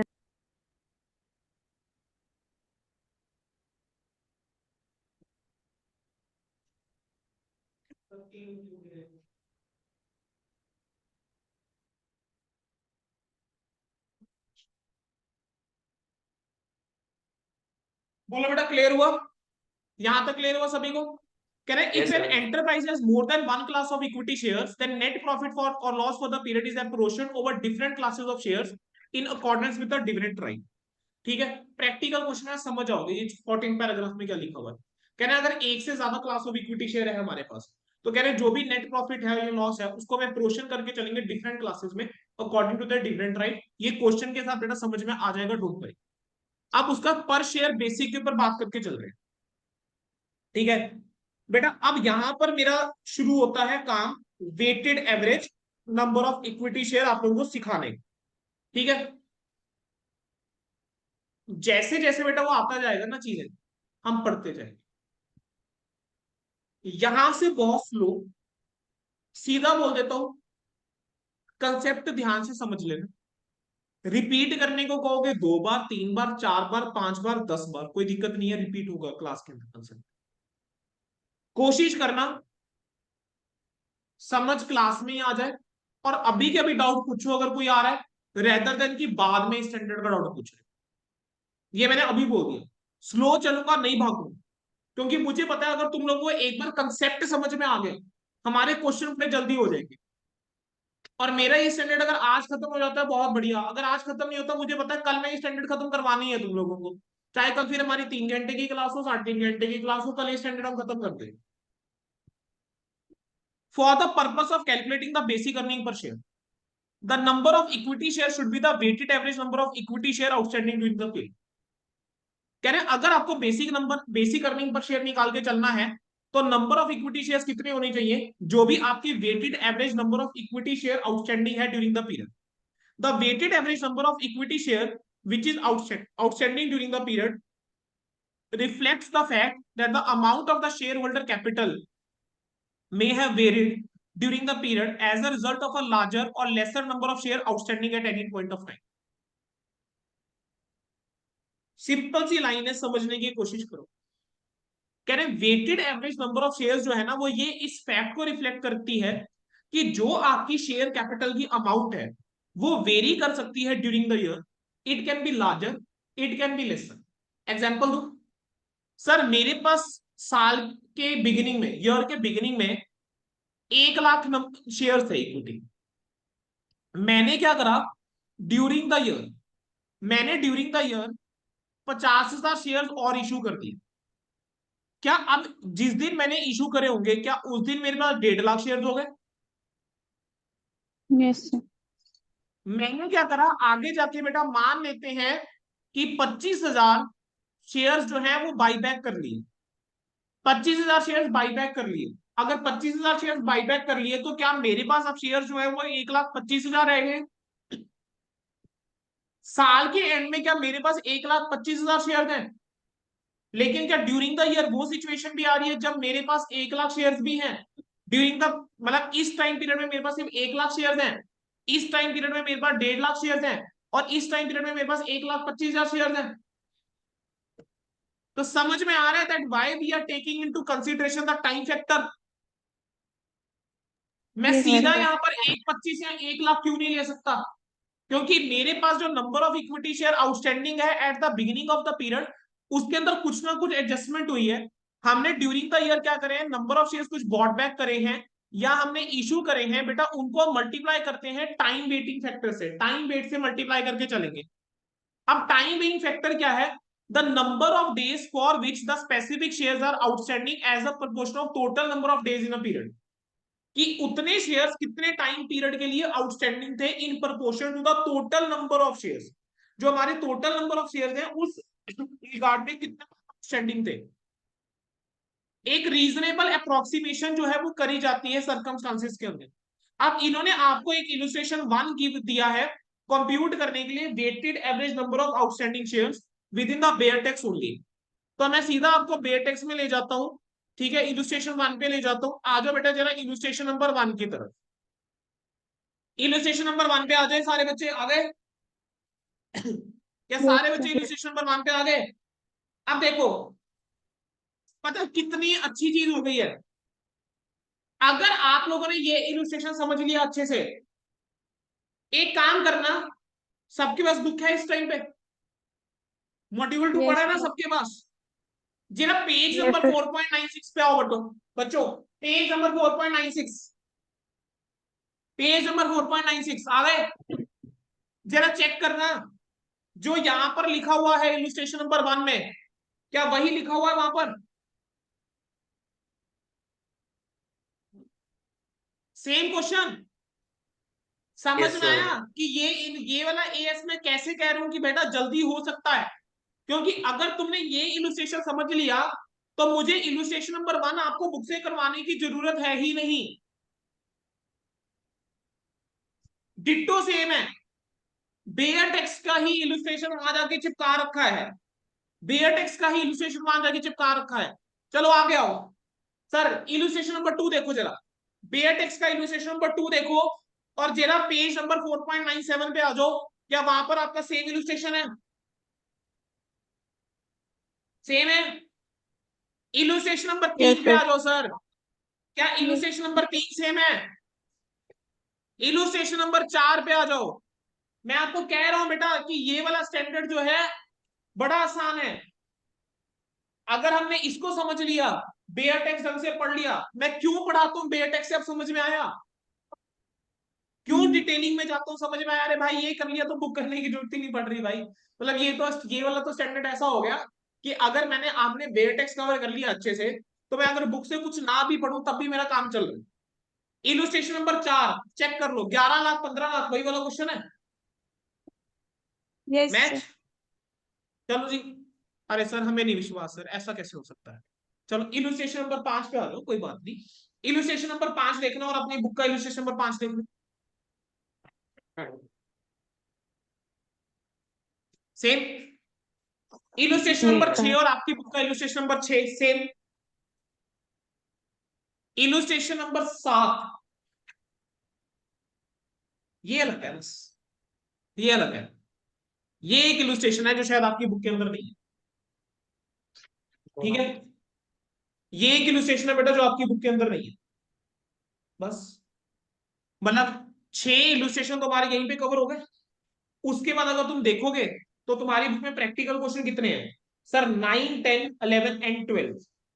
4 practical question, 4 practical question और 7 क्वेश्चन, 11 इलस्ट्रेशन, टोटल 11 सवाल, जिसमें से 6 सवाल तो तुम्हारे यहीं पे कवर हो गए जो मैं करवाऊंगा अभी।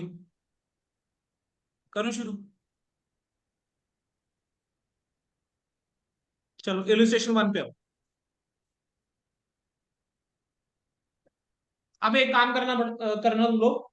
इलस्ट्रेशन 1 बेटा हम लोग तो रजिस्टर में करके चलेंगे, क्यों? क्योंकि आप लोगों का बुक के अंदर सेम है ना। चलो आ जाओ जरा।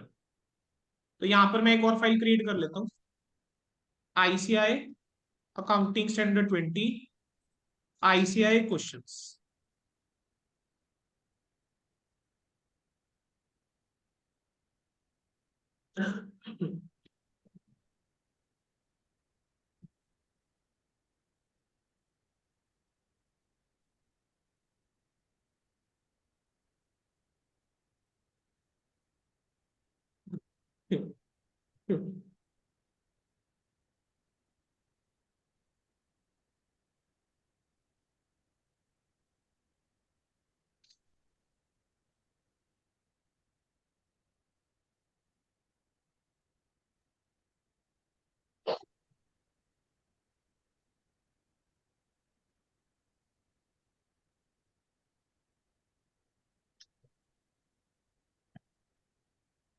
Page number 4.96 module 1। समझेंगे बेटा, बड़ा आसान है सर। पेपर में ऐसा क्वेश्चन आएगा, अरे नहीं भाई नहीं आने लगा। क्या केस स्टडी बेस के अंदर देखो बेटा, मुझे क्या लगता है केस स्टडी बेस में आपसे कैसे क्वेश्चन पूछेगा? अगर केस स्टडी बेस आया, आपको एक क्वेश्चन देगा, पहला सवाल उसके नीचे देगा एमसीक्यू के अंदर वेटेड नंबर ऑफ शेयर्स को कितने, दूसरा सवाल देगा अर्निंग बताओ एट्रीब्यूटेबल टू इक्विटी शेयर्स कितनी है, तीसरा सवाल देगा बेसिक अर्निंग पर शेयर कितना है, चौथा सवाल देगा डिल्यूटेड अर्निंग पर शेयर कितना है, पांचवा सवाल देगा revised basic earning per share कितना। ठीक है, ये 5 सवाल पूछेगा, 1 मार्क्स ईच, 5 नंबर का क्वेश्चन ओवर। ठीक है चलो सर देखो जरा ध्यान देंगे। सर 1 जनवरी को balance eight the beginning of the year है 1800, ये शेयर्स का आपको बैलेंस गिवन है। 1800 शेयर्स थे हमारे पास स्टार्टिंग में। 31 मई को आपने कैश में 600 शेयर और इश्यू कर दिए, और 1 नवंबर को आपने शेयर जो है वो 300 बाईबैक कर लिए, तो साल के एंड में तुम्हारे पास बेटा 2100 शेयर है। सवाल ये पूछा गया है कि what is the amount of the weighted number of shares, what is the amount of the weighted number of shares. Sir कैसे निकालूंगा वेटेड नंबर ऑफ शेयर्स, बताओ मुझे। Sir weighted number of share यहां पर कैसे निकालूं, बताओ जरा। हाँ जी क्या कहते हो, क्या करें? सर शुरू करो। सर मेरे पास ना 1 जनवरी 2000 जो भी ईयर रहेगा, इतना समझ में आ रहा है कि this is the case of calendar year, क्योंकि 1 जनवरी बैलेंस शीट का बिगिनिंग है तो कैलेंडर ईयर है। 1 जनवरी ये आ गया, 31 दिसंबर ये आ गया, बीच में ये आ गया 31 मई, और बीच में ये आ गया 1 नवंबर। सर इस दिन मेरे पास 1800 शेयर है। सर इस दिन मेरे पास 2400 शेयर हो गए। सर इस दिन मेरे पास 2100 शेयर हो गए। ऐसा ही है। और यहां पर मेरे पास 2100 शेयर है। राइट और रॉन्ग? क्या मैं कह सकता हूं कि सर मेरे पास 1800 शेयर हैं कितने महीने के लिए? यहां कितने मंथ्स हुए? 5 मंथ्स। यहां कितने मंथ हो रहे हैं बेटा? जून जुलाई अगस्त सितंबर अक्टूबर, अगेन 5 महीने। यहां पर कितने मंथ्स हुए? 2 मंथ्स। तो अगर मुझे वेटेड नंबर ऑफ शेयर्स निकालने हैं, what I will simply do,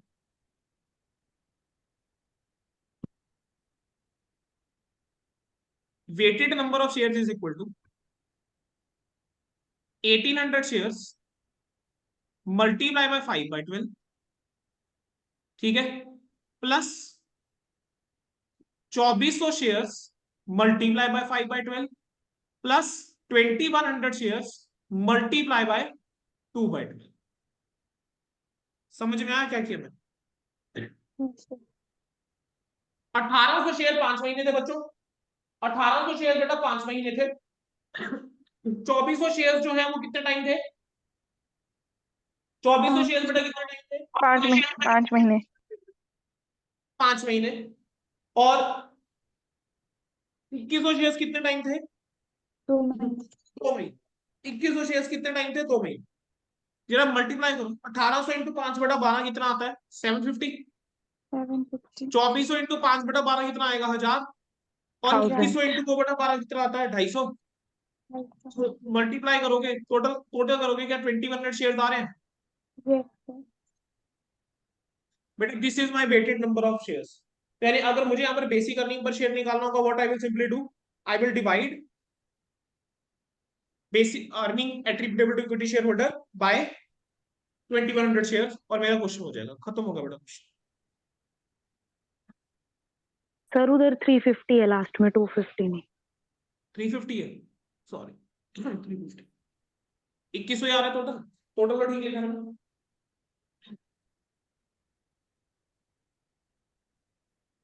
done है बेटा? Yes, sir. Yes sir. मुश्किल है ना बेटा बहुत, है ना? No, sir. No sir. Right, चलो।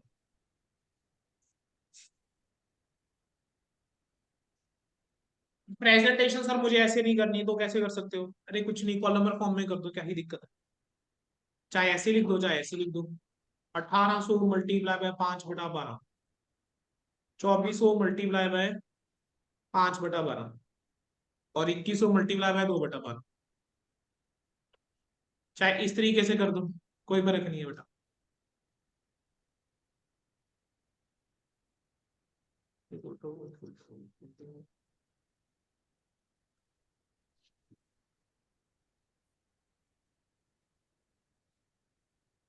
क्वेश्चन बेटा आपका ओवर हो गया, कोई क्वेश्चन के अंदर खास पॉइंट था नहीं, ठीक है, बढ़ सकता हूँ आगे? Yes, sir. चलो चलो, फिर से आ जाओ बेटेक्स पे।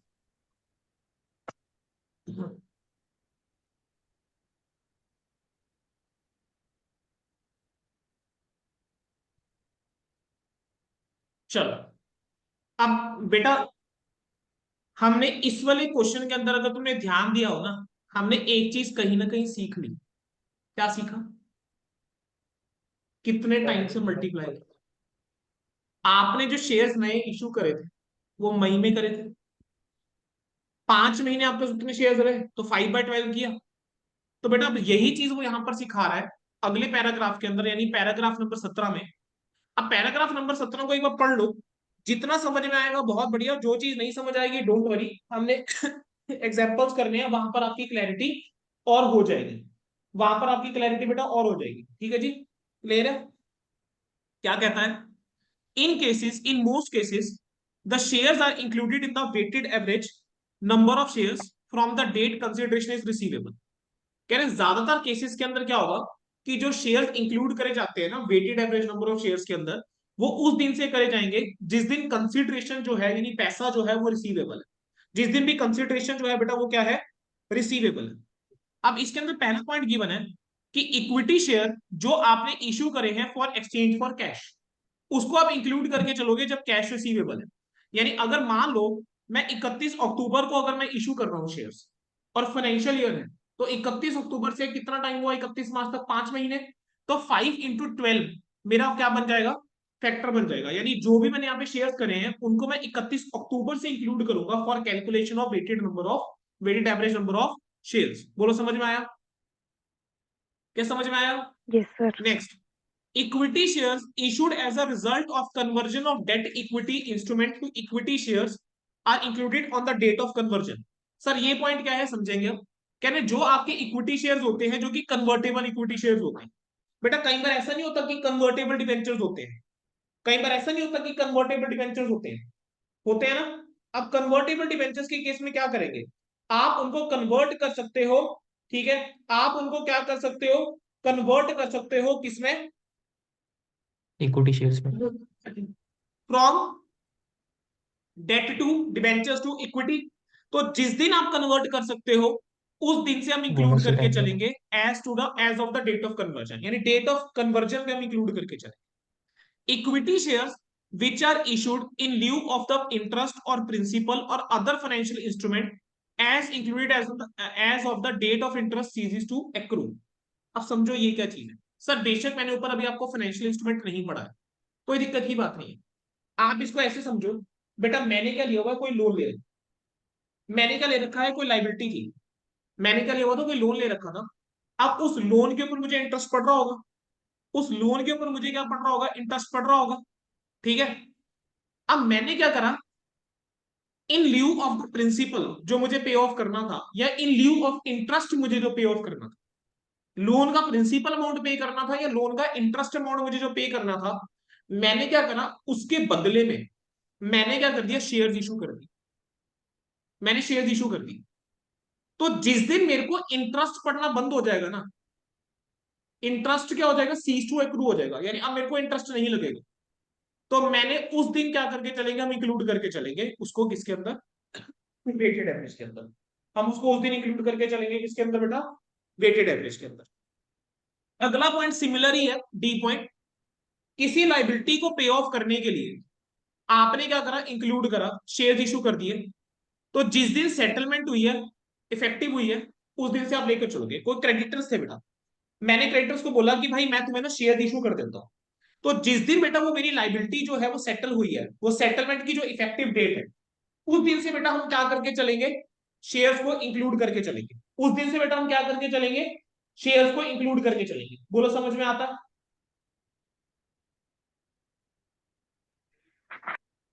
बोलो बच्चे क्लियर है? Yes, sir. Okay okay sir. Equity shares issue करे गए हैं as consideration for acquisition of asset other than cash are included on the date on which acquisition is recognised. Sir आपने ना कोई एसेट खरीदा, एसेट खरीदा तो आपने एंट्री करी asset account debit to vendor, share capital chapter याद है थोड़ा सा। फिर हम क्या करते हैं, वेंडर अकाउंट डेबिट, हमने इसको पेमेंट कैसे करी, हमने शेयर इशू कर दिए, वेंडर टू शेयर कैपिटल। क्या कहता है कि जिस दिन आपने इस एक्विजिशन को रिकॉग्नाइज करा है अपनी किताबों में, उस दिन आप क्या करके चलोगे, इंक्लूड करके चलोगे शेयर्स। तो date on which the acquisition is recognised. Equity shares अगर आपने इशू करे हैं कोई सर्विस रेंडर करने के लिए, ठीक है, are included as the service are rendered. जब सर्विस रेंडर करी जाती है बेटा तब आप उसको क्या करके चलोगे, इंक्लूड करके चलोगे। क्लियर है, इजी, बढ़ सकता हूं बेटा आगे, चलो। Yes, sir. अब नेक्स्ट आता है, in these and other cases the timing of the inclusion of equity share is determined by the specific terms and condition attaching to their issue. कह रहे जो भी हमने ये केसेस पढ़े हैं या जो भी और केसेस आएंगे, उसके अंदर जो भी टाइमिंग होती है कि कब इक्विटी शेयर हमने डिटरमिन करनी है इंक्लूजन, कहेंगे वो कैसे डिटरमिन करेंगे, जो भी टर्म्स और कंडीशन अटैचिंग टू इशू है, कहेंगे due consideration should be given to substance of any contract associated with the issue. Substance over form की बार बार बात हम करते हैं, कह रहे हैं कि ड्यू कंसिडरेशन आपको किसको देनी चाहिए, कि सब्सटेंस को। ड्यू कंसिडरेशन आपको किसको देनी चाहिए, सब्सटेंस को। ठीक है बेटा, अब उससे पहले मैं आगे बढ़ू, मैं चाहता हूं कि बेटा अब तक मैंने आप लोगों को जितना ये स्टैंडर्ड करवा दिया, एक बार प्लीज बेयर टेक्स्ट से रीड करके चलो। जो भी मैंने पढ़ाया है वो प्लीज एक बार बेयर टेक्स्ट से रीड करके चलो, देन उसके बाद हम आगे बढ़ेंगे। ठीक है, सो विद इन क्लास हमें रिवाइज करके चलना है स्टैंडर्ड, अलग से टाइम नहीं देना है आप लोगों ने स्टैंडर्ड को घर पे। आप with in class he standard को करके चलोगे मेरे साथ। जितना मैंने पढ़ा दिया एक बार प्लीज उतना फटाफट से कवर कवर कवर करके चलो। ठीक है, take 5 minutes 10 minutes whatever time you need. अभी टाइम हुआ है 12:36। ऐसा करते हैं, I am giving you total 14 minutes. 14 minute तुम लोगों को मैं दे रहा हूँ। 12:50 पे मैं दोबारा से रिकॉर्डिंग शुरू करूंगा। So I am pausing the recording for 14 minutes. बेटा 18 पैराग्राफ 18 पैराग्राफ पे आओ सारे बच्चे।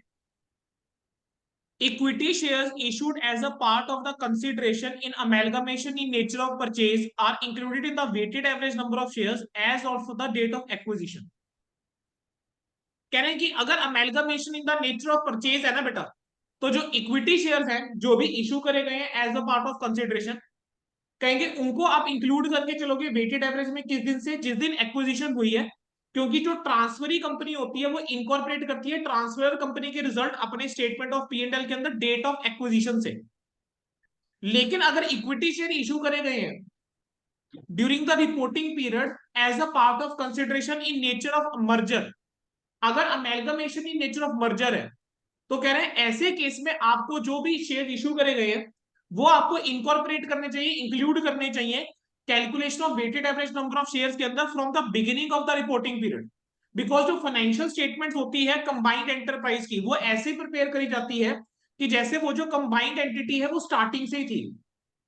समझ में आया क्या बोला मैंने? अगर amalgamation in nature of purchase है तो जिस दिन आपकी डेट ऑफ एक्विजिशन है उस दिन से बेटा हम शेयर्स जो है वो इंक्लूड करके चलेंगे weighted average number of outstanding shares के अंदर। लेकिन अगर amalgamation in nature of merger है तो ऐसे केस के अंदर जो जिस साल में मर्जर हुआ है उस साल के बिगिनिंग से ही वेटेड नंबर के अंदर हम इंक्लूड करके चलेंगे। बिकॉज वहां पर जो फाइनेंशियल स्टेटमेंट बनाई जाती है कंबाइंड एंटिटी की, कहीं वो ऐसे बनाई जाती है जैसे स्टार्टिंग से ही हमारी कंपनी ही थी, कंबाइंड एंटिटी ही थी। देयरफॉर नंबर ऑफ शेयर्स जो यूज करे जाते हैं calculation of basic earning per share के लिए in case of nature of merger is aggregate of weighted average number of shares of combined enterprises adjusted to equivalent number of shares whose shares are outstanding after the amalgamation। ठीक है, adjust करा जाता है equivalent number of shares के अंदर, equivalent shares के अंदर उस एंटरप्राइज के जिसके शेयर आउटस्टैंडिंग है आफ्टर द अमेलगमेशन। कर लिया, 18 पैराग्राफ पढ़ लिया। अगर इन नेचर ऑफ परचेज है तो क्या लेकर चलेंगे, डेट ऑफ एक्विजिशन से इंक्लूड कर लेंगे। और अगर अमेलगमेशन नेचर ऑफ मर्जर है तो कहां से करेंगे, स्टार्टिंग से। तो इसके ऊपर एक क्वेश्चन करें हम। चलो अब इसके ऊपर मैं तुम लोगों को एक एग्जांपल करवाता हूँ समझाने के लिए।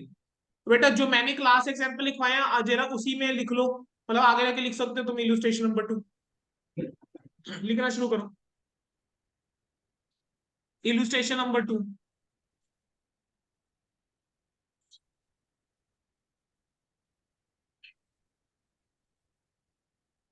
साहिल limited acquired, Sahil limited acquired Narang limited. बेटा आप जो मर्जी एग्जांपल लो यार, Sahil limited acquired Narang limited, क्या फर्क पड़ता है नाम से। A limited acquired B limited लिख दो, कोई फर्क नहीं पड़ रहा। As on 30th of September 2023 and acquisition is in nature of, and acquisition is in nature of purchase, acquisition is in nature of purchase as per accounting standard 14। before amalgamation, before amalgamation number of shares, before amalgamation number of shares Sahil limited और दूसरा Narang limited. साहिल limited के मान लेते हैं बेटा shares थे 2 lakh, Narang limited में मान लेते हैं शेयर्स थे 3,20,000। As per agreement terms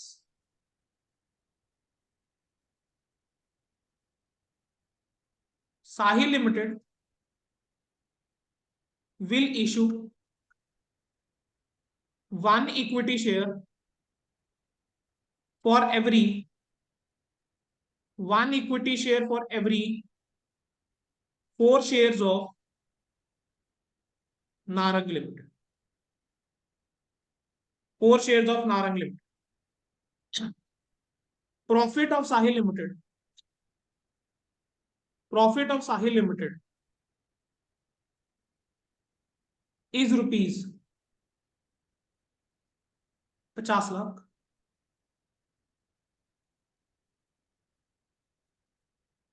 What will be basic earning per share? What will be basic earning per share? आगे लिखो. Will your answer be different? Will your answer be different?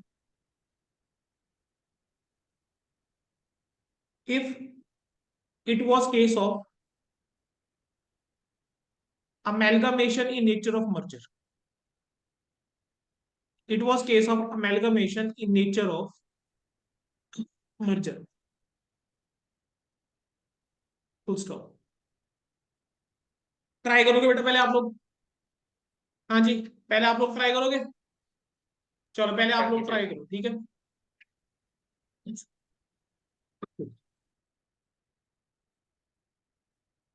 Start करो, देखते हैं क्या करते हो.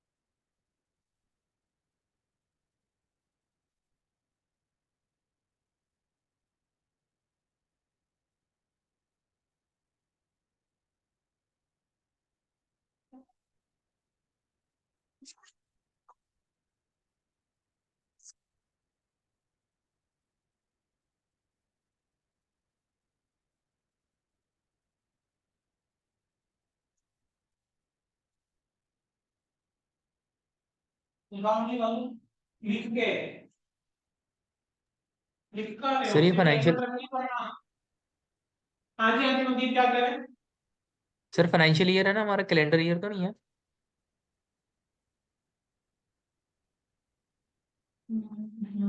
हाँ जी बेटा, आप ऐसा करो, इसके अंदर फाइनेंशियल ईयर ही लेकर चलो. ठीक है सर.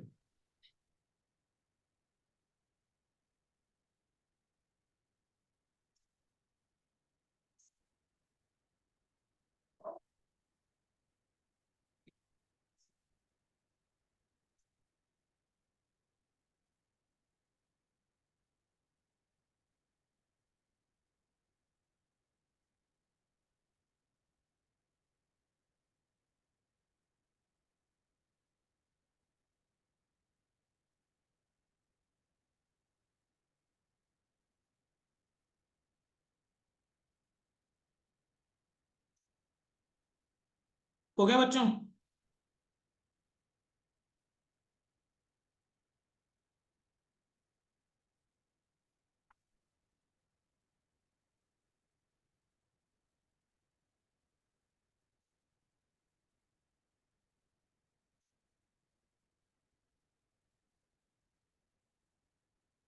लिख दिया नहीं है, कंसेप्ट समझ में आया, डेट समझ में आई नहीं, तो करो ना मैथमेटिक्स में पढ़ चुके हो, निकालो जरा इसको।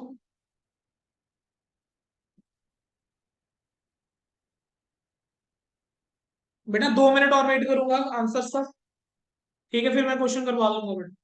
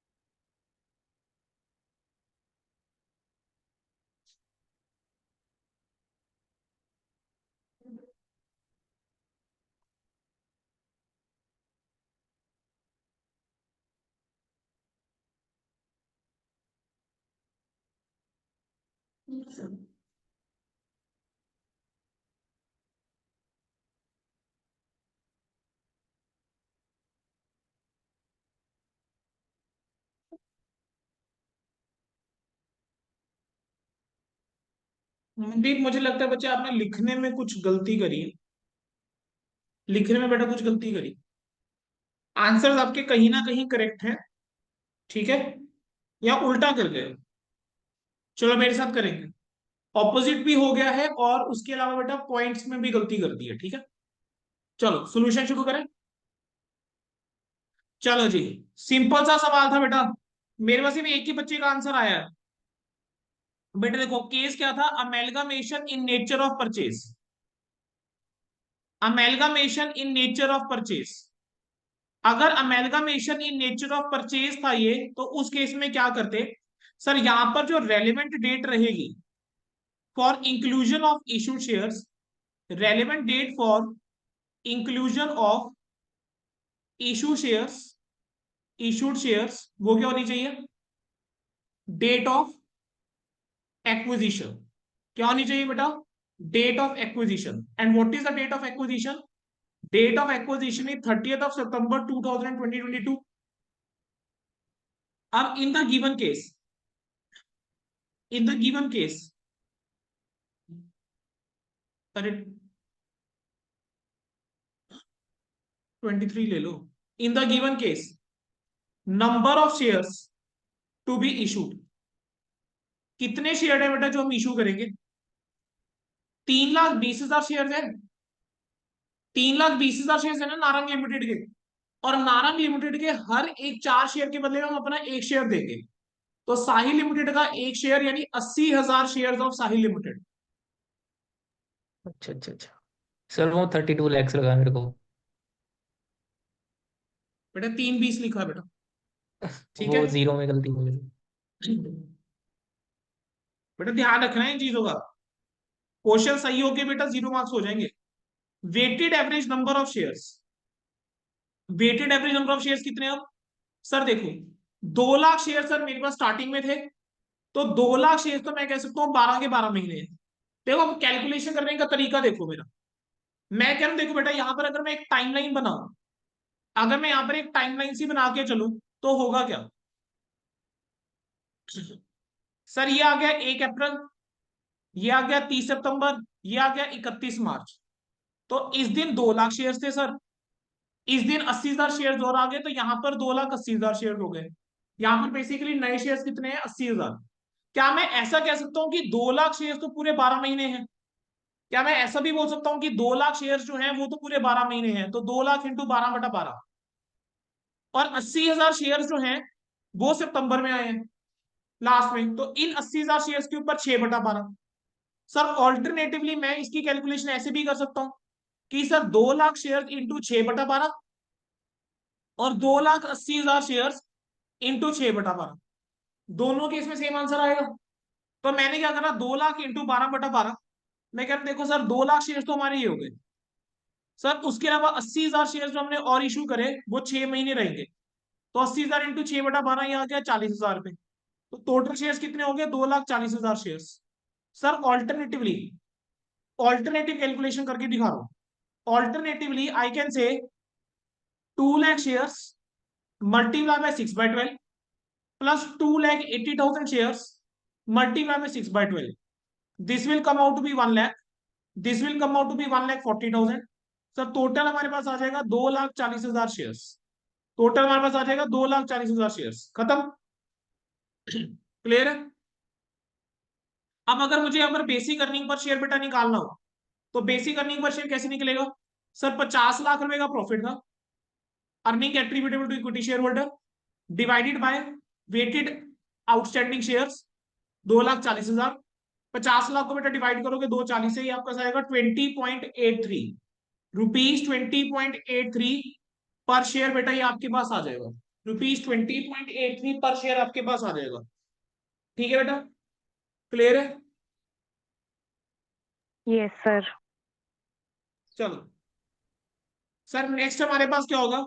If it was case of if it was case of amalgamation, if it was case of the amalgamation in nature of merger, अगर बेटा ये केस होता amalgamation in case of nature of merger, in such scenario shares are included from beginning of the reporting period, from beginning of reporting period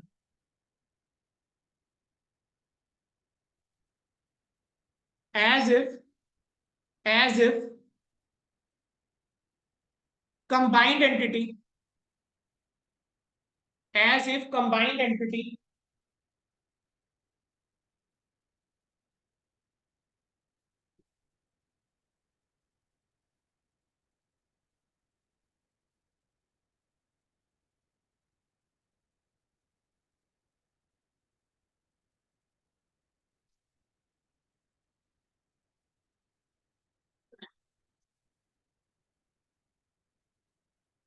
as if a combined entity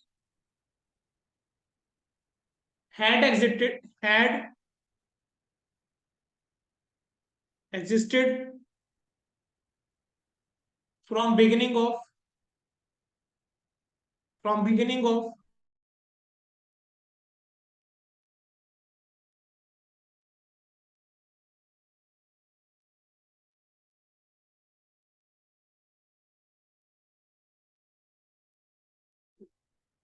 बेटा एक बार दोबारा से सुन लेंगे। If it was case of amalgamation in nature of merger, तब उस case में क्या होगा? शेयर्स को इंक्लूड करा जाएगा from the reporting date, shares को रिपोर्ट इंक्लूड करा जाएगा from the beginning of the reporting period as if the combined entity had existed from the beginning of reporting period, that is 1 April 2023। तो यहाँ पर आपके weighted number of share जो हैं वो कैसे आ जाएंगे? Weighted average number of shares. Sir 2 lakh share जो हैं सर वो भी 12/12, और जो 80,000 शेयर हैं सर वो भी 12/12, ये भी पूरे साल के, ये भी पूरे साल के, तो 2 लाख और यहाँ पर 80,000। तो बेटा यहाँ पर मेरे पास नंबर ऑफ शेयर हो जाते हैं 2,80,000। अब इस केस में अगर मैं बेसिक अर्निंग पर शेयर निकालूंगा तो बेसिक अर्निंग पर शेयर कैसे निकलेगा? बेसिक अर्निंग पर शेयर इस केस में निकल जाएगा 50 lakhs डिवाइडेड बाय 2,80,000। तो बेटा मेरे पास बेसिक अर्निंग पर शेयर कितना आ जाएगा, ₹17.86 पर शेयर। ठीक है बच्चों, मुझे तो आगे सबको क्लियर हो गया? नोट करा है साथ साथ, नहीं करा? नहीं करा नोट? जल्दी से नोट डाउन करो बेटा। बच्चे प्लीज साथ साथ नोट कर लिया बेटा। क्वेश्चन दिया तो होगा तो कोई बात नहीं, लिखो तो सही। मुश्किल काम है फिर, जो भी चल रहा वही काम है।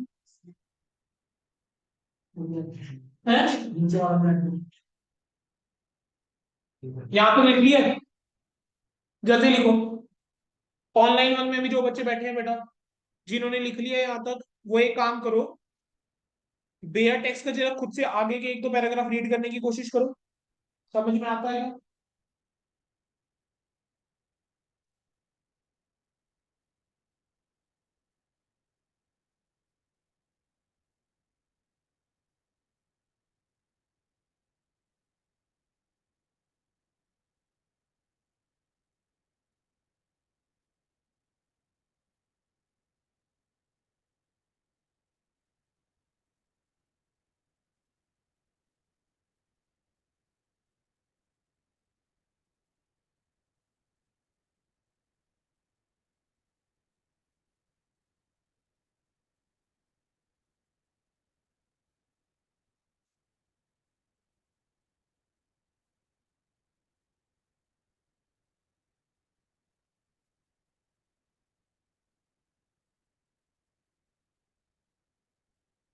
बेटा लाइट ना गई हुई है अभी, तो व्हाट वी विल डू कि इस क्वेश्चन के बाद ये क्वेश्चन नोट डाउन कर लो। मैं इस क्वेश्चन के बाद आप लोगों को ना एक ब्रेक दे देता हूँ, ठीक है? एक 20-25 मिनट्स की ब्रेक ले लो, लंच कर लो आप लोग भी, मैं भी लंच कर लेता हूँ। फिर उतने में क्या पता लाइट आ जाए, then we will resume again. ठीक है, फटाफट से बस ये क्वेश्चन नोट डाउन कर लो।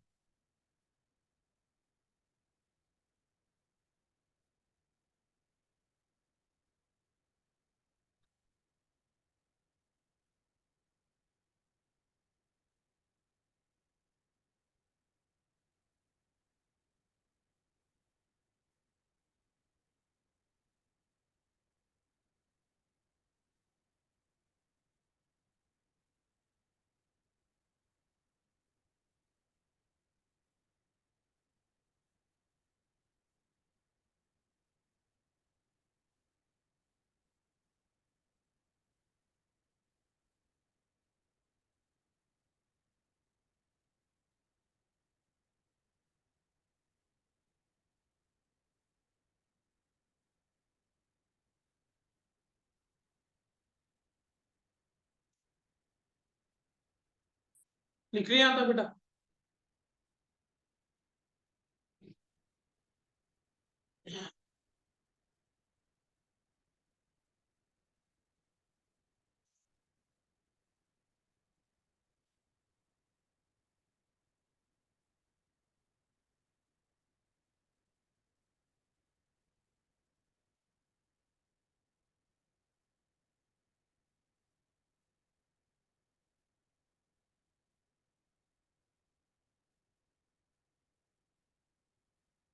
कहां तक लिख लिया बच्चों? कर दो, ये लो बच्चों।